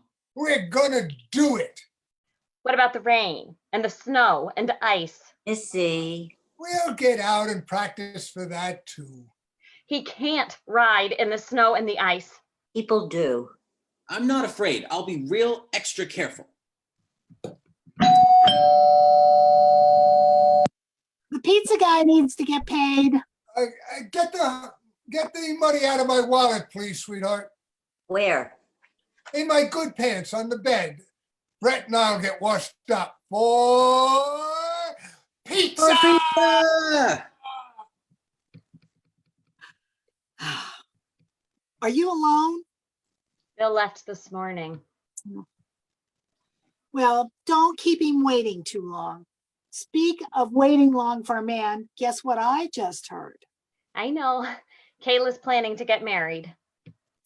Yes, she is. And maybe that announcement succeeded in changing the whole social soup. Social soup?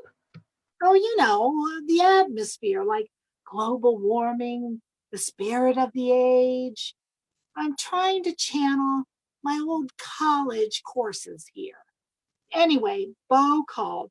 He thinks he wants to come home. Really? Well, that's great.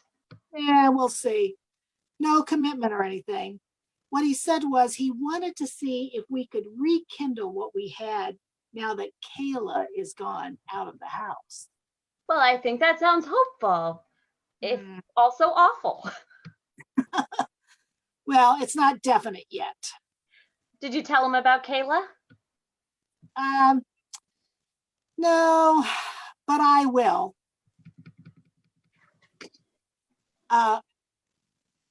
Martha, did you just hear what I told Missy? Bo wants to come back. Maybe. Oh, What's the matter, Mother? I've seen that look before. You forgot the water glasses. Easily remedied. Do you not hear Lottie's news? I heard it before. Well, it's just sort of a trial. You must be broke Mother? I don't think so. or sick. You didn't sound like it. He'll expect privileges. Oh, I don't know. Oh, I suppose. Later. Next year, the Tour de France. Oh boy, pizza, first dibs. Sure, you're the conquering hero. I wouldn't get my hopes up. Chess, Martha isn't excited about it, but Bo is coming back to try again. What? For Kayla's wedding? No, I haven't even told him about that. I'll save that. He won't want to pay for it. No, Kayla only wants a small affair anyway, only family. Come on, dig in, everybody. Martha, what do you say? Should we have the wedding dinner here? Huh. Do what you want. What is the problem with your mother? You've got me. Nothing but good news, and she takes flight. Well, maybe she's too used to bad news, afraid you'll come up with your curse nonsense. Can I have more pizza?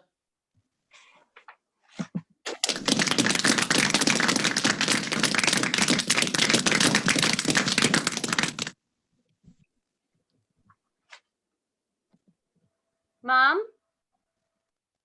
Mom? Oh, hi, Lottie. Where's Mom? Oh, she's getting something she wants me to see. Is she okay? I was a little worried last night. She was acting strangely. I don't know yet. Well, now I don't know if I want to tell you my news. Are Dad and Brett out? Yeah, getting ready for the Tour de France. You know what that's all about, don't you? I know it's about you, isn't it? Yes, and they're getting their way. We already have a bid on the house. Someone at work heard we were selling and they may want it. Oh, that was fast. Oh, it's such a sweet little house. What about Bo? Will he be back soon? It's become an if. I told him about Kayla and maybe he won't be back after all. I haven't even told him everything. What's everything? Well, the most recent piece of news. My God, this family has suddenly become a swamp of secrets. Well, mine's nothing compared to your mother's. Oh God, has Mom confronted Dad about the ear? Oh, it's more than a year, Not another body part. so to speak, the heart. I'm getting a queasy feeling. Exactly. Oh, so Somebody at the hospital wants to buy your house. Sell it. Don't leave Bill out there alone for another second. But if there's one, there's another. For sure, there's always another woman out there. I meant the bitter, Martha. I've never seen you like this, Mom. Is it the ear? Did you ask Daddy about it? Not why he took it. He probably doesn't even know. But why he kept it all these years. He forgot. He forgot he had it. I think. I mean, with Brett and so on and so forth. Nonsense. He knew the gun was there, so he knew the ear was there. Maybe he just couldn't face dealing with the whole terrible experience. He didn't want to be reminded. He's about to do something. I know it. What do you mean? Something drastic? Oh, you're jumping to conclusions. Is it because he's preparing Brett for afterwards? Mom, has he talked about suicide? He apparently hasn't seen fit to talk to me about very much.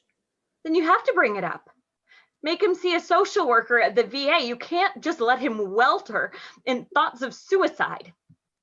Oh, you don't think he's decided it's the only way he can escape from that damn curse of his? It's not that. I told you both that he has a secret savings account. But not so secret, right? That's not unusual. Bo had one for his fooling around cash. How much there was in it wasn't important.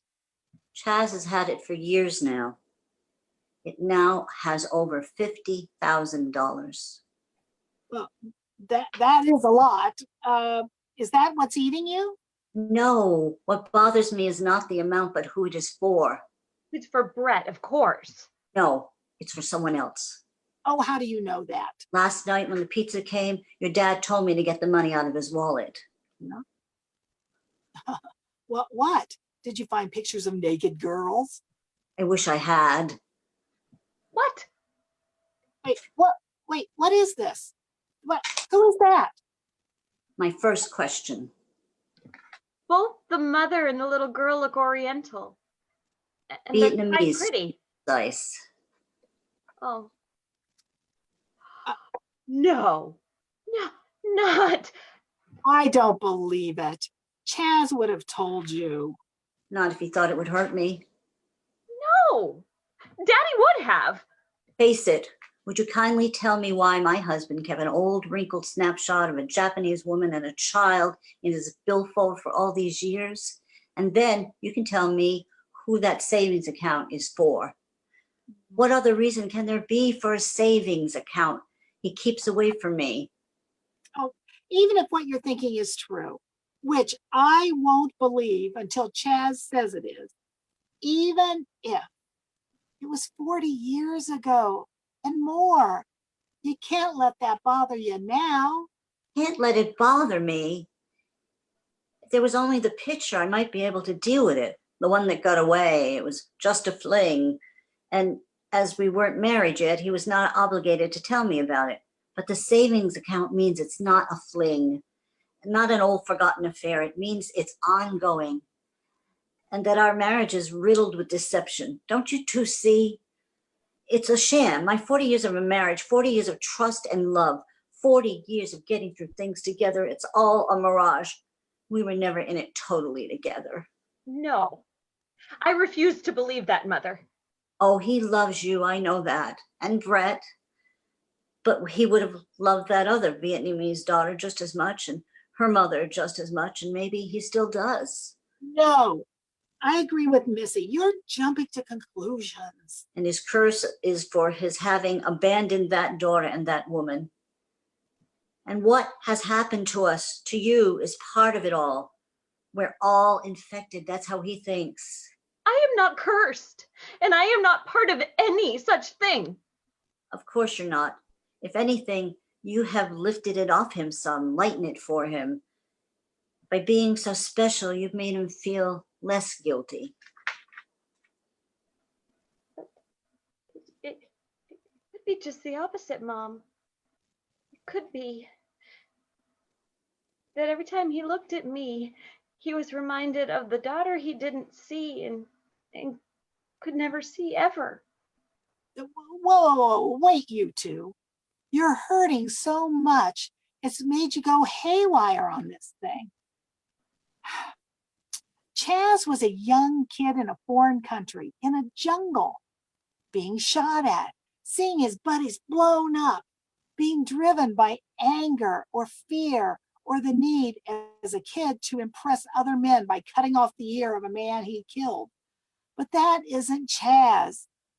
He was condemned to a world where it was kill or be killed. And then just think about what that photo represents. It is of two pretty, loving, kind people. It is just the opposite of everything he had been experiencing.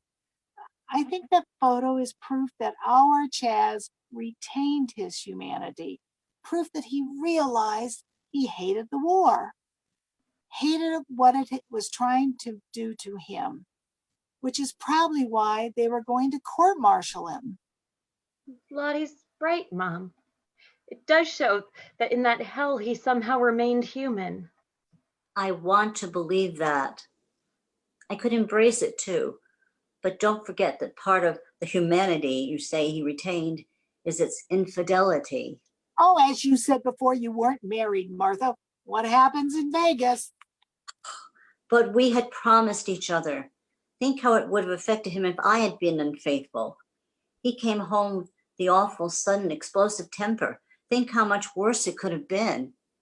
But you didn't, so it wasn't. Because I felt how important, not I, but the idea was to him. A man at war has to believe his lover is waiting for him and him alone. How do they say it? That she has his back. Without that support, how can you make yourself fight and die? You do love him. Oh, that is not the question. How can I stay with someone who has been deceiving me for 40 years? His heart was divided. Now I know what he called a curse is. Simply the division between us. The division he only knew about. You have to give him a chance. You will have to have it out with him. Oh, I plan to. Oh, you'll have to start by telling him you know everything. I don't know everything, but I do know how much I hurt. I don't want Brett to hear anything. Would one of you take him out tonight? I will. Or he could come and help me pack. Oh, I haven't had a date in months. And I think I won't be seeing Bo anytime soon. Not after he learns that the person Kayla is marrying is named Alice. Oh, well, don't some English people name sons Alice? Nice try. Not English, not a son. Well, that can't bother you. Of course not. If she loves this Alice. And Bo so beautifully epitomizes the whole traditional love relationship that is marriage. That was my line, Martha. Let's keep to our roles. I'm the sarcastic sister-in-law, and you're the good one. That was before Vietnam came home to roost. Oh.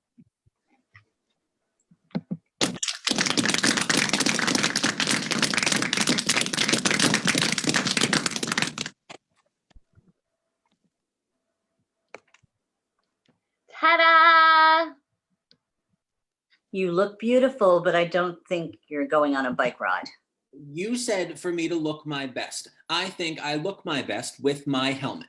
He has a point. He does look handsome. But dear, Aunt Lottie doesn't have a helmet. And won't you make her feel bad if you wear yours and she doesn't have one? Oh, yeah. I forgot. Thank you, sweetheart. You are quite the gentleman. Why don't you wait for your date on the porch and open the door for her? Okay, that would be nice. Does he not look fine? He does. Where's Dad? He should be home soon. I'm scared, Missy. I know you're not scared of Dad for all his roaring and cussing. Well, not scared of him, but for us. If I make him tell me the truth, all of his fabrications about a curse might get blown away. So much the better. I'm not so sure. Maybe he needs them to go on living. I'm worried, Missy. People need their fictions. Dad is as tough as they come. I think the one thing most of us can't live without is explanations. With his notion of the curse gone, there's only one way left to account for the way things turned out, and that's pure chance. And that might be intolerable to him. I think a man who has seen the horrors of war has to come to some explanation of why things happen. Even fatalism, even divine curses are better for the soul than having to accept the idea that everything is just chance and has no meaning. Whoa, I have to believe we're all better off with the truth. Isn't that the ultimate explanation? Besides, you won't be happy until you know the truth. What do I do? Is my truth more vital than his fiction? Shouldn't I just let sleeping dogs lie? But you won't sleep as long as those dogs are sleeping. You have to know. I'm afraid you're right. But how I hate this. Look at me. I'm trembling. I'd rather die than go through with this. I know. I'd stay to help you if I could. It wouldn't help, dear. And Bill is flying in, I think, to collect me and carry me off. Good for Bill. Don't leave it to chance, you two. Make decisions. I hear you. Good advice. Now you take it. Ah, I've come to pick up my date, who turns out to be this handsome, good-looking young man. And doesn't Lottie look fine, Brett? You two will be the best looking couple out on the town. Too bad Bo can't see you. Oh, he could if he wanted. Oh, if he could see me with this handsome hunk, why, we'd make Bo jealous, wouldn't we? Being jealous is not good, is it? Well, maybe, maybe not, but it might make me feel good. But he's not coming back to town. I told him about Kayla's marriage. He said the chemistry between us must have been wrong for Kayla to turn out in this way. Chemistry. That's as bad as curses. That arrogant numbskull. You're well rid of him. Oh, I won't argue the obvious. What of Bill? He's flying in to sweep her away. Oh, boy, is Bill coming back?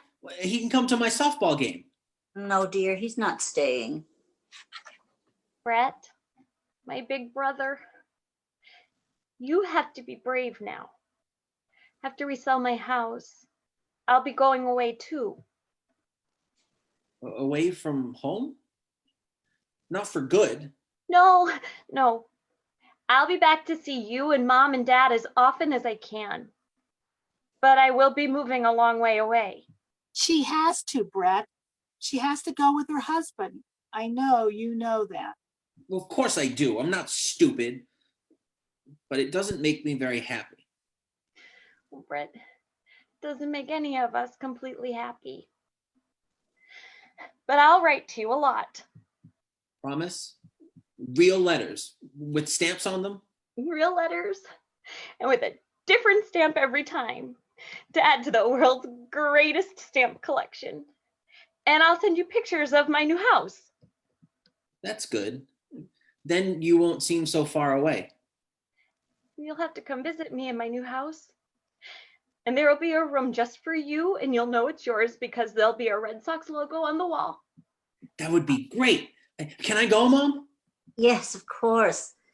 When it's time for a vacation, remember, you have a job you have to go to every day. Oh, I don't forget that, Mom. They say I'm the best bagger yet. I'm not surprised. And I have a vacation pretty soon. You know, I'm getting pretty hungry. Ah, that's my cue. You are my beau tonight. I don't think I want to be Bo. Right as usual. You be Brett. Let's go paint the town red, You're teasing me. but in the nicest way. Take my arm and off we go. Will you drive or shall I? I think you better. I can ride a bike, but I don't drive yet. Well, what are your plans? Well, where do you want to eat? Can we go to Luigi's again? I liked that.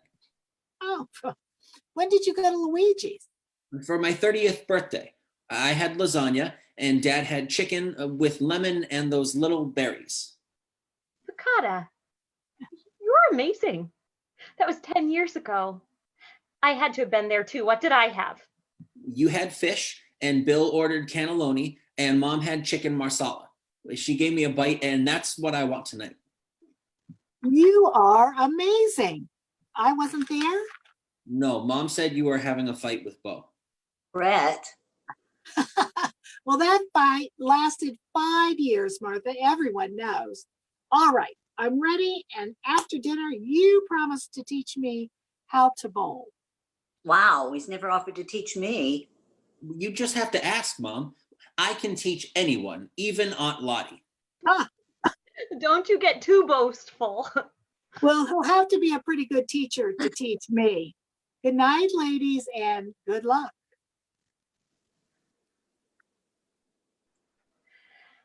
Okay, Mom. I need to go home and get to packing, so Bill thinks I'm anxious to leave. Though a very large part of me doesn't want to. But a larger part of you does. Do I hear Daddy's truck? Are you going to be up for this? Have to be. Tell me we're not thrusting him into a world ruled by chance, are we? He doesn't have to have the curse to live, does he? No, he's just a man, a wonderful one, but no Oedipus, not cursed. He didn't provoke any gods. There is no curse. Things just happened. Will you stay and tell him that? He might take that from you. It's guilt, I think. That's why he thinks the gods are punishing him. I simply want to know whether he was harboring another woman and another child in his heart. Whether it was from guilt or from love, all these years. Mom, now you're being ridiculous. Dad adores you. That much I know.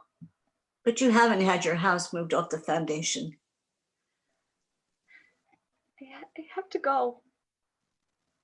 You are everything to him, Mom. Where are you going?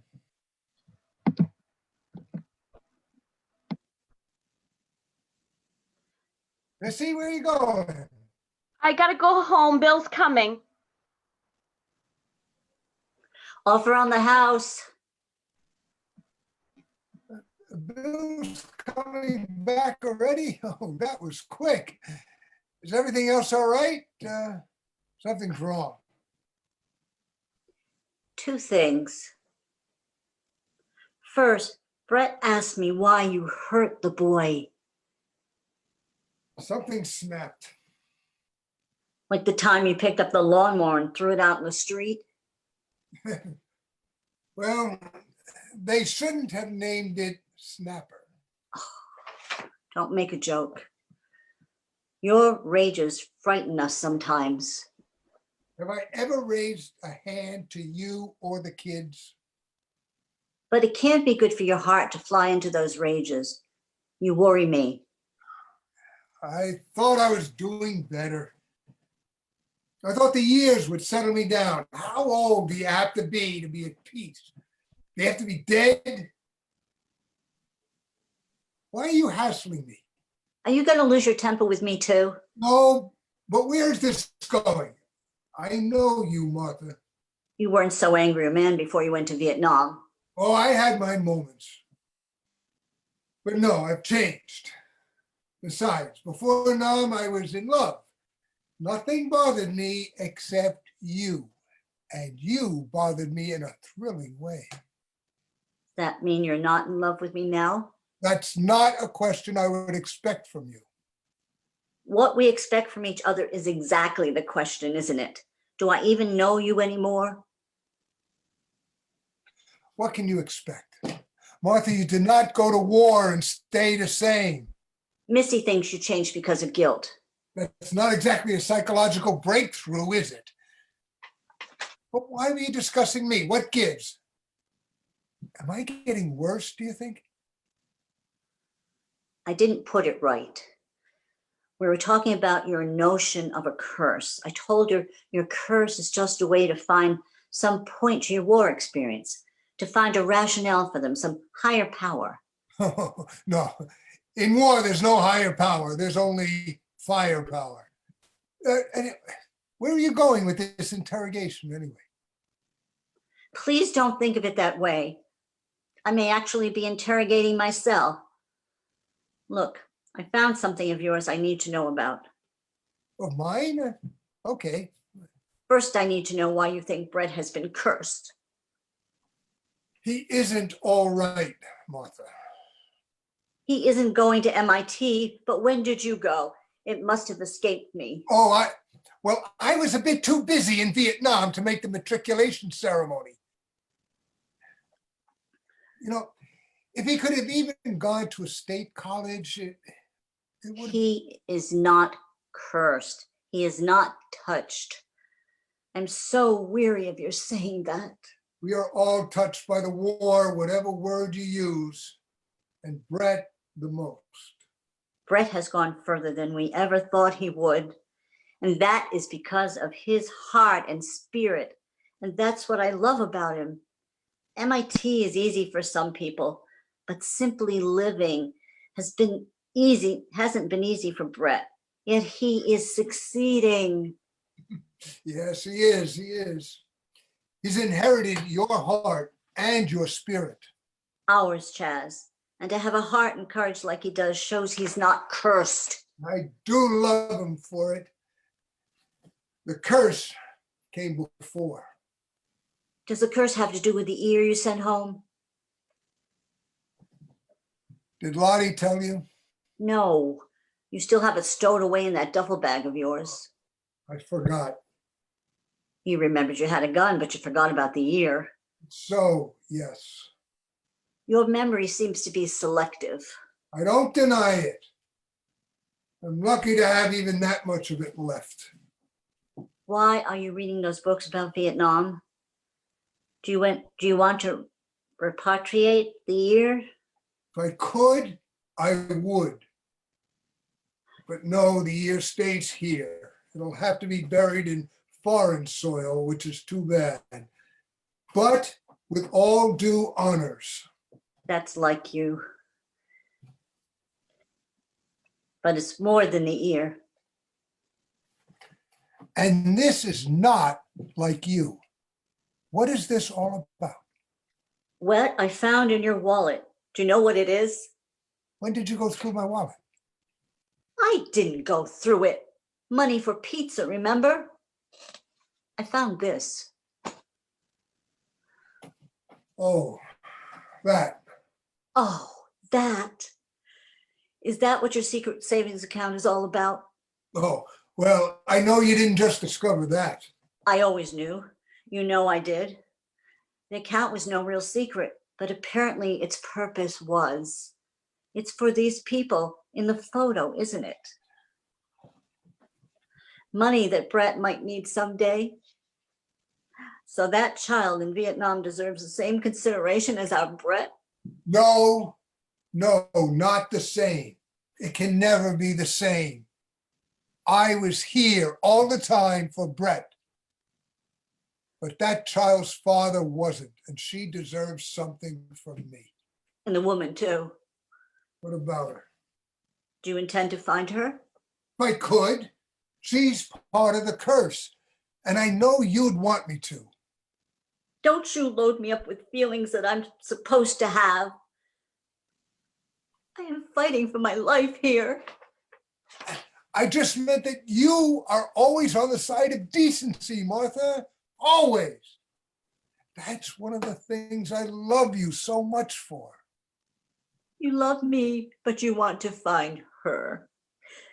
She'll be old now, Chaz. She won't look as good as she did once.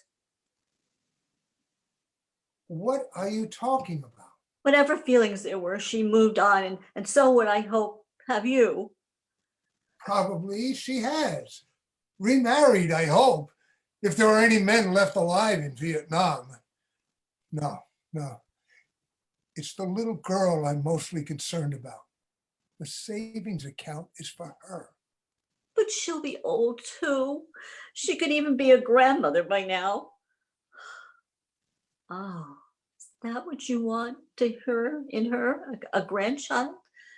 A new generation of Ortons after all? Ortons?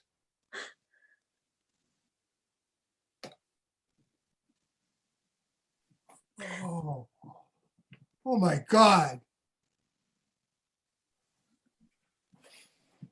I have never met her, my love, neither of them. What? I see now. It's more of the curse of the Kayla, Lottie, Missy, Brennan. Now you too. I am so sorry. Even the love of my life does not understand. Listen, my love. I mean it. I never met her. What? I should have told you about that. I can see that now. But I wanted to spare you some of it. I didn't want to add to your list of burdens. But I'm your wife. I've slept in your bed with you when you kept a knife under the pillow. It is my duty and my right to know everything. Oh, Martha.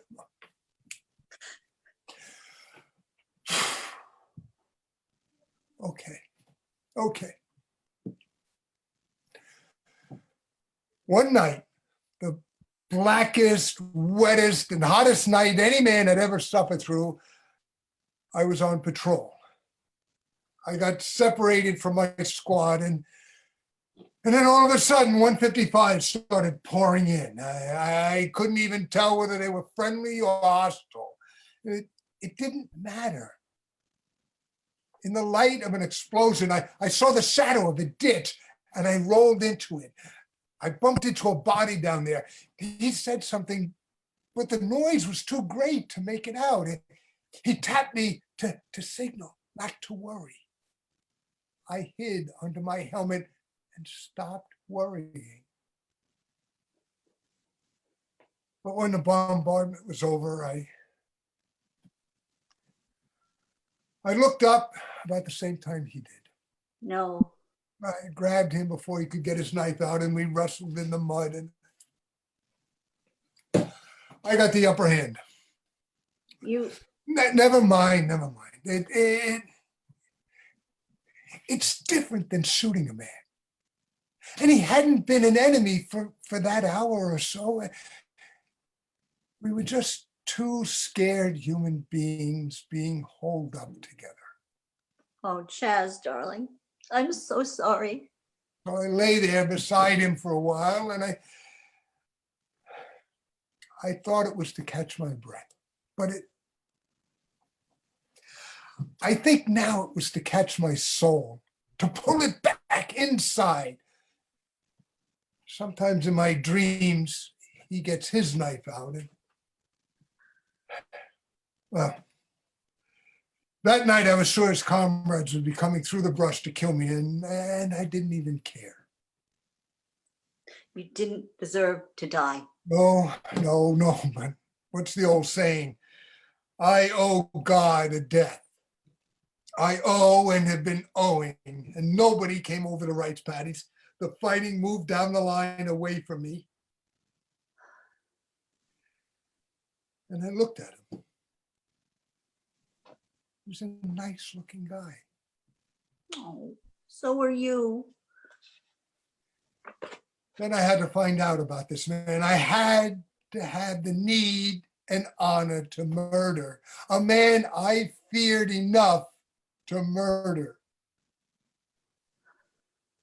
And that's when I found the photo in his pocket. It's his wife and child? His pretty wife and child. Looking at them, I cried for the first time in Nam. I changed that day. When I got back through the lines, I told my idiot second lieutenant that I was not going to fight anymore. The idiot wrote me up. But upstairs they shit-canned it and I didn't have to fight anymore.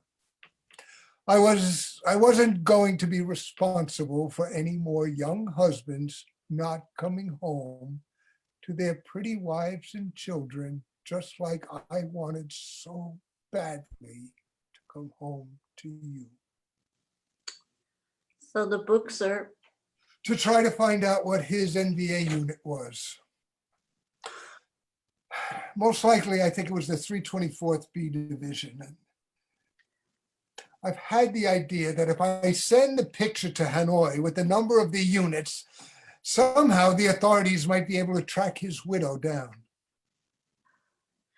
It's not very likely, Chaz, dear. Yeah. You're right, I know. But it's all I know how to do. Oh, my love. I am so sorry. So sorry to have been so petty. Oh, no, just the opposite. You waited for me, Martha. You waited for me to come home, and then you put up with my rages, and you deserve a Purple Heart, my love. Do you hope that with the money, you can send the curse back again? Do I think I would get off scot-free? No, not really. But when I think how lucky I have been when so many have not been, the Vietnamese and Americans, I think if I send them the money, which should be a lot over there by now, it will go some way to change their luck and maybe mute the curse for them. Oh, I would like to do that for them. For him. For that friend of one dark hour. I don't think we can trust the authorities there to find them or to turn the money over to them, even if they could find them. I know. The idea probably proves I'm as naive about Vietnam as I was when they sent me over there. But what else can I do, Martha? I can't stand standing around anymore. I need to do something while I'm still alive. I know. Don't send it. That won't be doing enough for you. Take it. Take it? We'll take it together. With your temper, you need me to deal with people for you. Go to Vietnam now, after 40 years? Charlotte can stay with Brett. Yes, we're going to go there. We'll try to find them, and I will show them a picture of our family. If they're anything like they look, they will forgive us and they will bless us. You actually think? It's got to be in person, close enough to hug. You need to touch them. Damn, you're so wonderful. Touching, yeah, touching. It reminds me of a medieval myth I read once that claimed some wounds, spiritual wounds, I suppose, can only be healed by the sword that made it. Be that sword, that double-edged sword, and heal the wounds. But you know you won't heal Brett, right? You're right about him. He does not need healing. And you know that the loss of the people in the picture will never not be a loss, even if we find them. You know that. Of course. And we may not even find them. What will we do if we can't? I've got an idea. It fits as you did for Brett, we'll do for them. We'll buy bicycles for an orphanage or something, hundreds of them. Oh, oh, oh, Martha, oh, that's good. Yes. Maybe one of the bikes could end up with the man's grandchildren.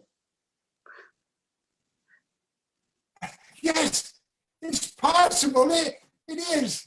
Oh, come here, sweetheart. Oh, what a wonderful idea. It's the best we can do.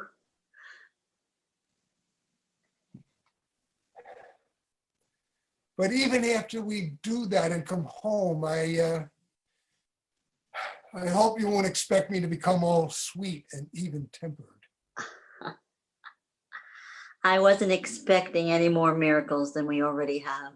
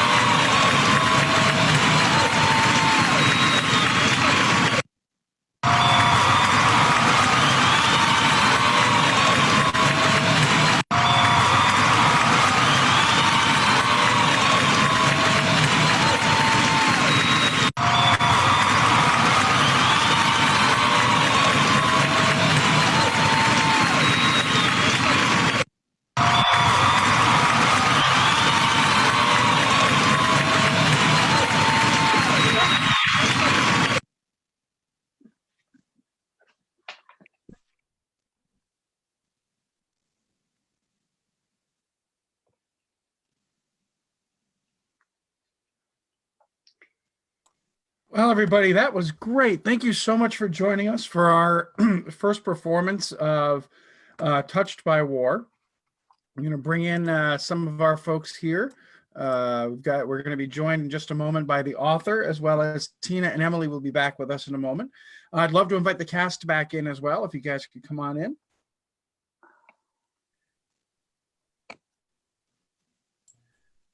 So guys, that was really cool. Great job, everyone.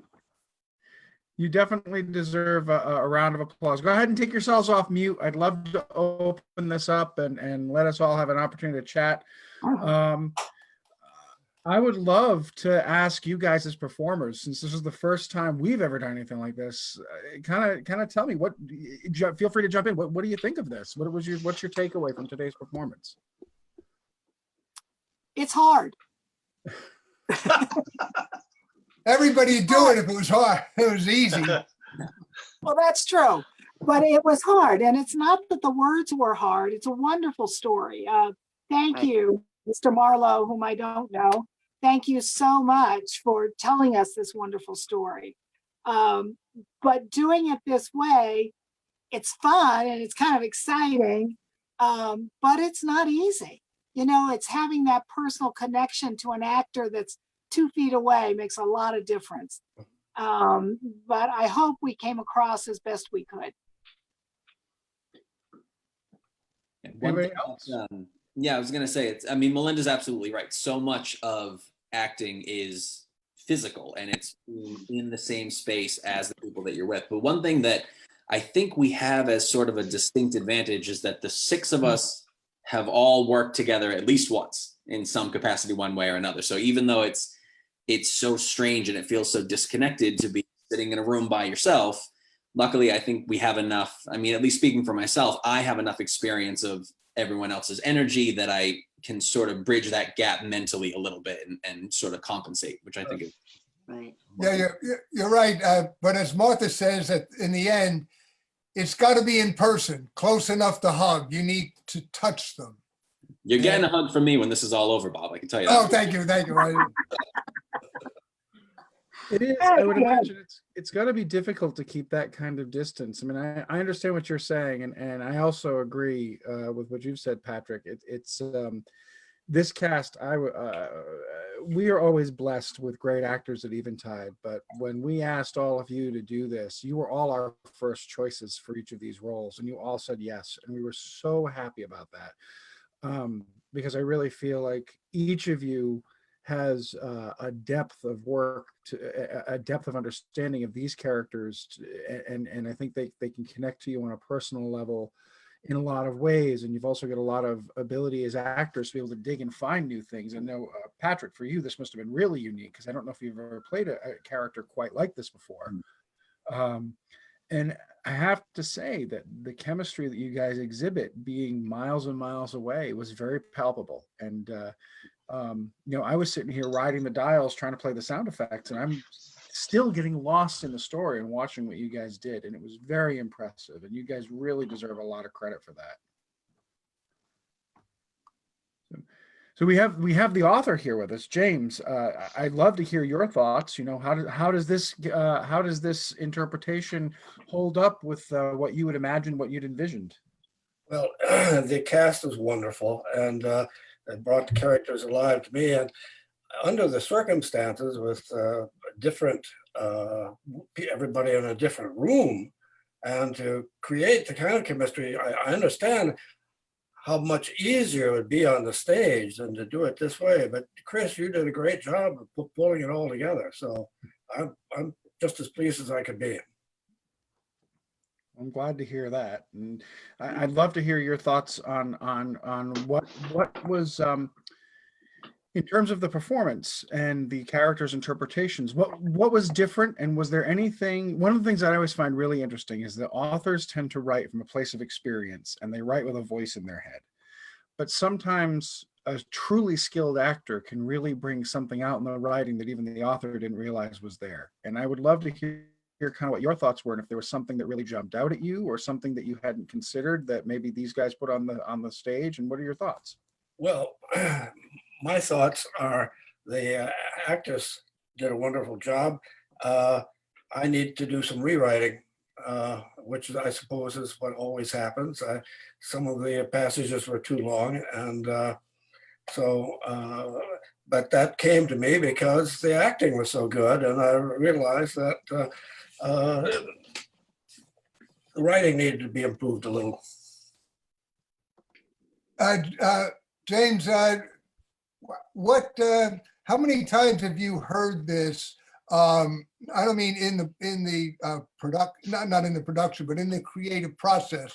Once it was fairly firmed up, between then and now, how many times have you heard this? Or is this the first? I don't think it's the first time you've heard other people read it, but could you speak to that, please? Yes, I heard it read once before, and there were a couple more characters in it actually then, and then I rewrote it, and we have a little playwrights group here in Mattapoisett. And so we get together, 8 or 10 of us sit around in chairs and read our plays to each other. And so I heard it in that venue. And we try hard, but we're not the quality actors you guys are. Tina, how's the viewership room looking? Do we have any folks in there who have any questions they want to ask our group? Actually, yes, we do have a couple of questions here. Lots of great comments, cast. Great job, James, as the playwright. Wonderful job. We're getting lots and lots of fabulous comments. Someone did ask, let me just kind of scroll down here for a sec. There was a question for the playwright. What was the inspiration behind this? The inspiration was a series of stories which I had to weave together. Stories that were told to me in one way or another. And the problem was to make a whole play out of these various anecdotes. We have another question from another viewer. They want to know about the ear. And what it looked like after 40 years. It was solid. I would actually like to jump in on that for a second and lob this over to Emily. So Emily has not only been instrumental in getting us to this point, but she did some dramaturgy on this particular issue for our actors. So Emily, why don't you share with us a little bit of what you had found out about the ear and where that concept comes from? Sure. So when I research war history. And it is something that's called trophy taking. And it was something that happened commonly in World War II, and then it went on to the Vietnam War.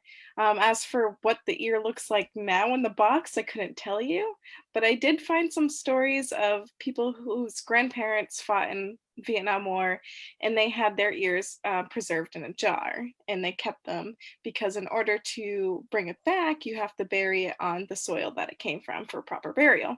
So I'm not sure what his looked like in the box, but it was common, and people usually preserved it. And then sometimes during the Vietnam War, they did put the ear around a necklace, and they used it as psychological warfare. So. And I also, another question here, just for clarification, what was the ears? There was somebody who said they missed what the ear was. Do you want to talk a little bit more about the ear and the significance in the story? Well, the characters speak to the Charlotte speaks to the idea of a young 19-year-old boy who thinks he's going to die, and he sees that he's alive, and he is ecstatic with the idea that he's alive, and in this ecstasy, he takes his trophy. But also proves to other guys what he's done. And also the cast, playwright, director, I don't think you can see all the hearts and the likes, and on Facebook you have all these wonderful little emojis, and they're all over the screen right now. So lots of bravas, claps, powerful drama. Somebody had commented, of course, I think for many of us, it was the first time they've seen a production like this virtually. Thought it was amazing. Oh gosh, they're coming again. Here they come, all the emojis and the loves and the likes. And yeah, this is great. But I know the cast can't see this over at Zoom unless you've got Facebook open. But you're getting a standing ovation.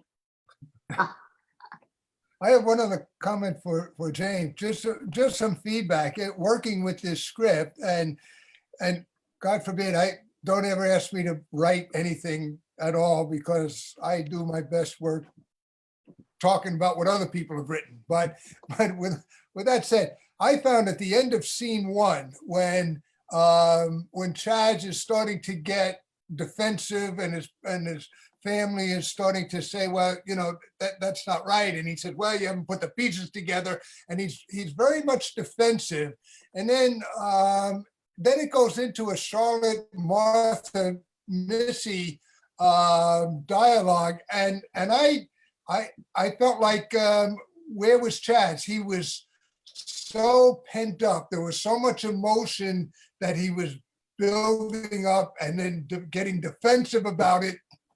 And then Charlotte and Martha start talking about the male ego, and it's kind of, and they're putting them down. And I think Chaz would have been after them. He would have been going after their throat in that scene. And I find that the scene just ended, and I wanted to explode in that. And so just giving you some feedback about the emotional buildup at the end of that scene, and the lack of resolution. Thank you. You convinced me that you were Chaz. Thank you. Bob's great at that. He plays a curmudgeon well.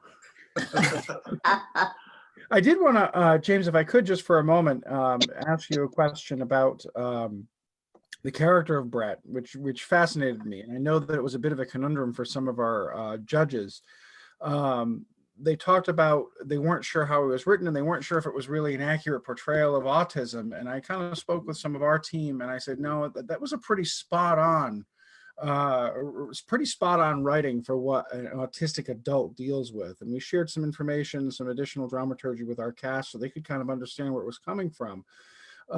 But I'd be very curious to know, it seems like it came from a place of experience and knowledge. And I'd like to know kind of what inspired the character of Brett. And I'd also like to know kind of where you drew the inspiration for the character of Chaz.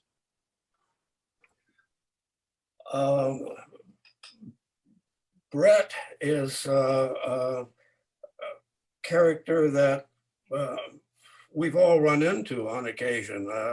I have run into a bread or two bagging groceries and Stop and Shop. And some of them are not as optimistic about themselves as Brett is, but some are. So that's where he comes from. Chaz comes from I don't know, just from our all of our emotions when we are frustrated with what's going on in our lives. There was no particular. My father was something of an angry man, but not like Chaz. And how about the rest of you guys who were in the cast? How was it discovering where these characters came from? And, like I said earlier on, we were all excited when you all said yes, because you were our first choices. We thought you guys would each bring the best to the table for these roles. And I'm curious, what did you find in these characters, and how was your process?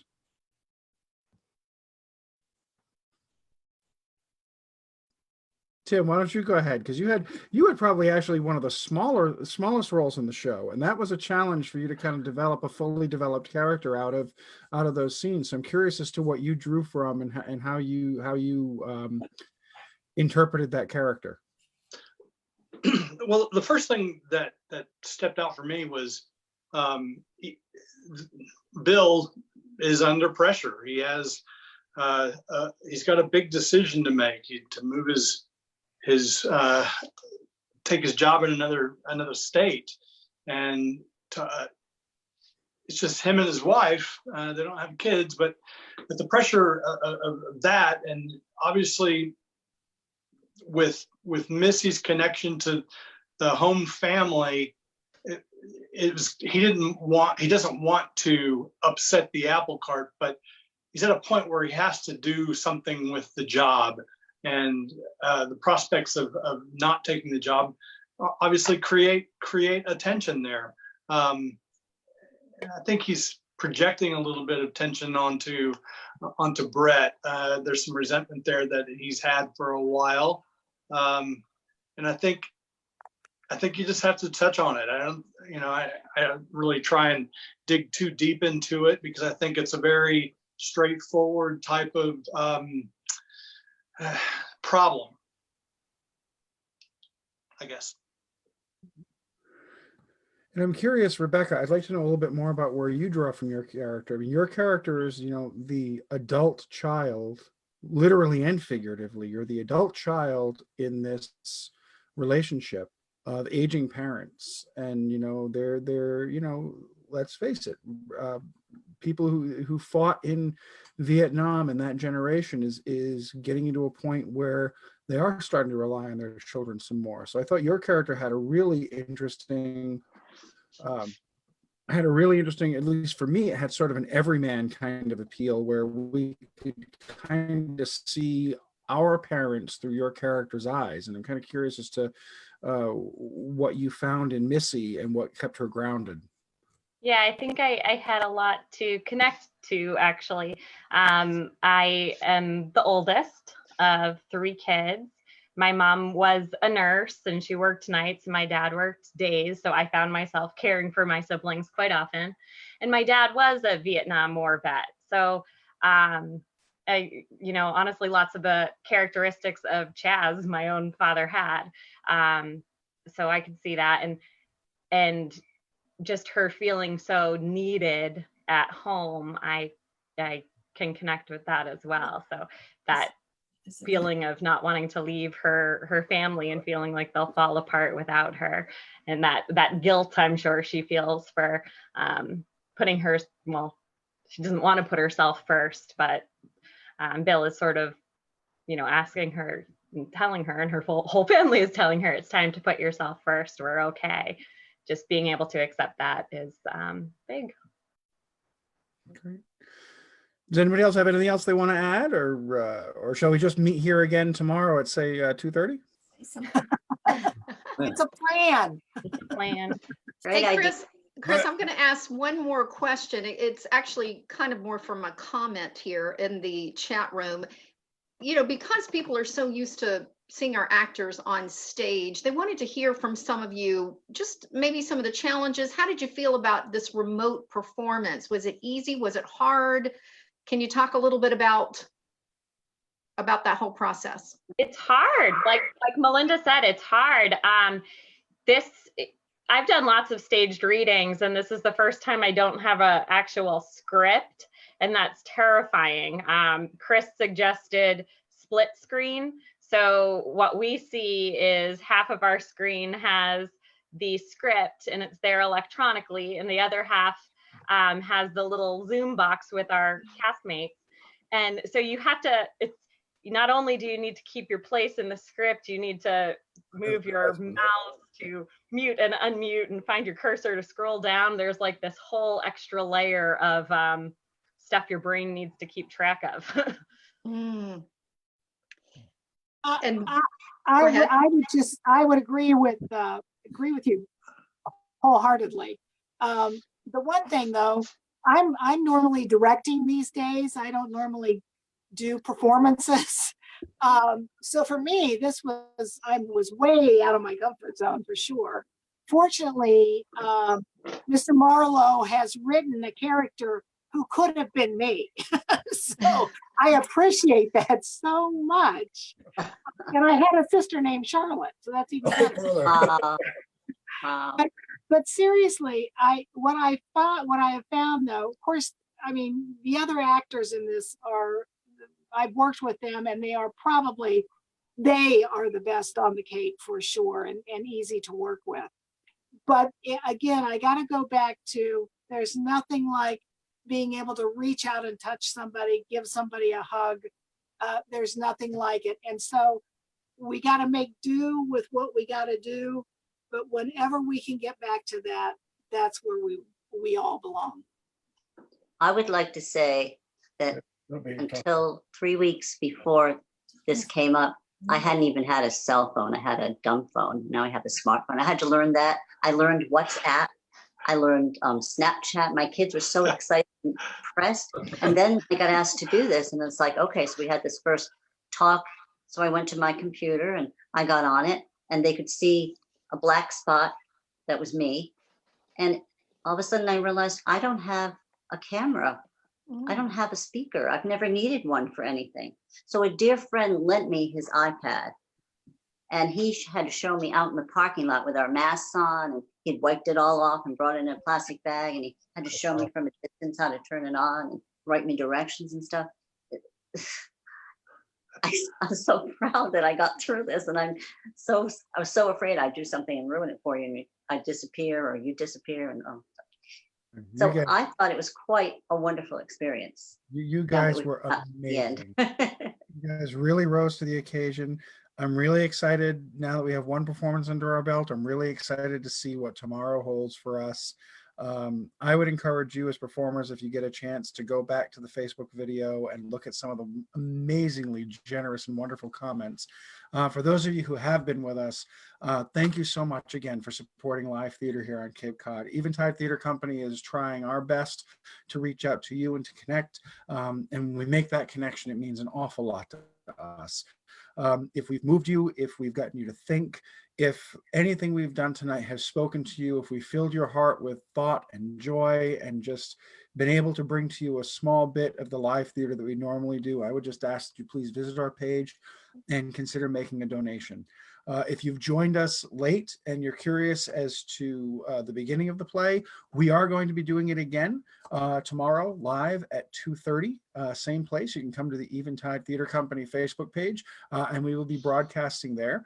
And we will have an opportunity to revisit these characters and see how they grow in just the span of one night, when our actors get to take this information home and sleep on it and digest the performance today. That's the beauty of live theater. You can always watch the recording, but the live theater is what makes it amazing. And if we can bring you live theater either in a theater or through a camera or through an app, we'll do our very best to continue to do whatever we can. Folks, thank you so much for joining us here tonight. continue to dial in, support us, support your community, support Katuah Center for the Arts, support the Academy Players tomorrow, support all of the other theaters, Harwich Junior Theater, Falmouth Theater Guild, Wellfleet Harbor has been doing live broadcasts. We are all reaching out. We are all trying to engage our community, and we're all here for you. So until the next time, hopefully we'll see you again tomorrow at 2:30. If not, we hope that you'll join us for Drop-In Shakespeare when we do Christopher Marlowe's Dr. Faustus on Thursday, or many of the other offerings that we have available to you. You folks have a wonderful night, and thank you again. And thank you. Thank you all. Thank you all. Thank you to the audience. Thank you to the cast, the director, the playwright. Thank you all on behalf of Eventide Theatre Company. Have a wonderful night, everybody. Thank you. Thank Bye-bye. you. Good Good night. night. Bye. Good night. Good night. Hi, So how do we get to the comments? are we supposed to go away? I guess we're supposed to go away. Do we have a postmortem here? Yeah, did you want to do a postmortem or not? Hello? I think Chris left. He left. I think he did. Oh, he's drinking his wine now. Yeah. Chris has had enough. We should all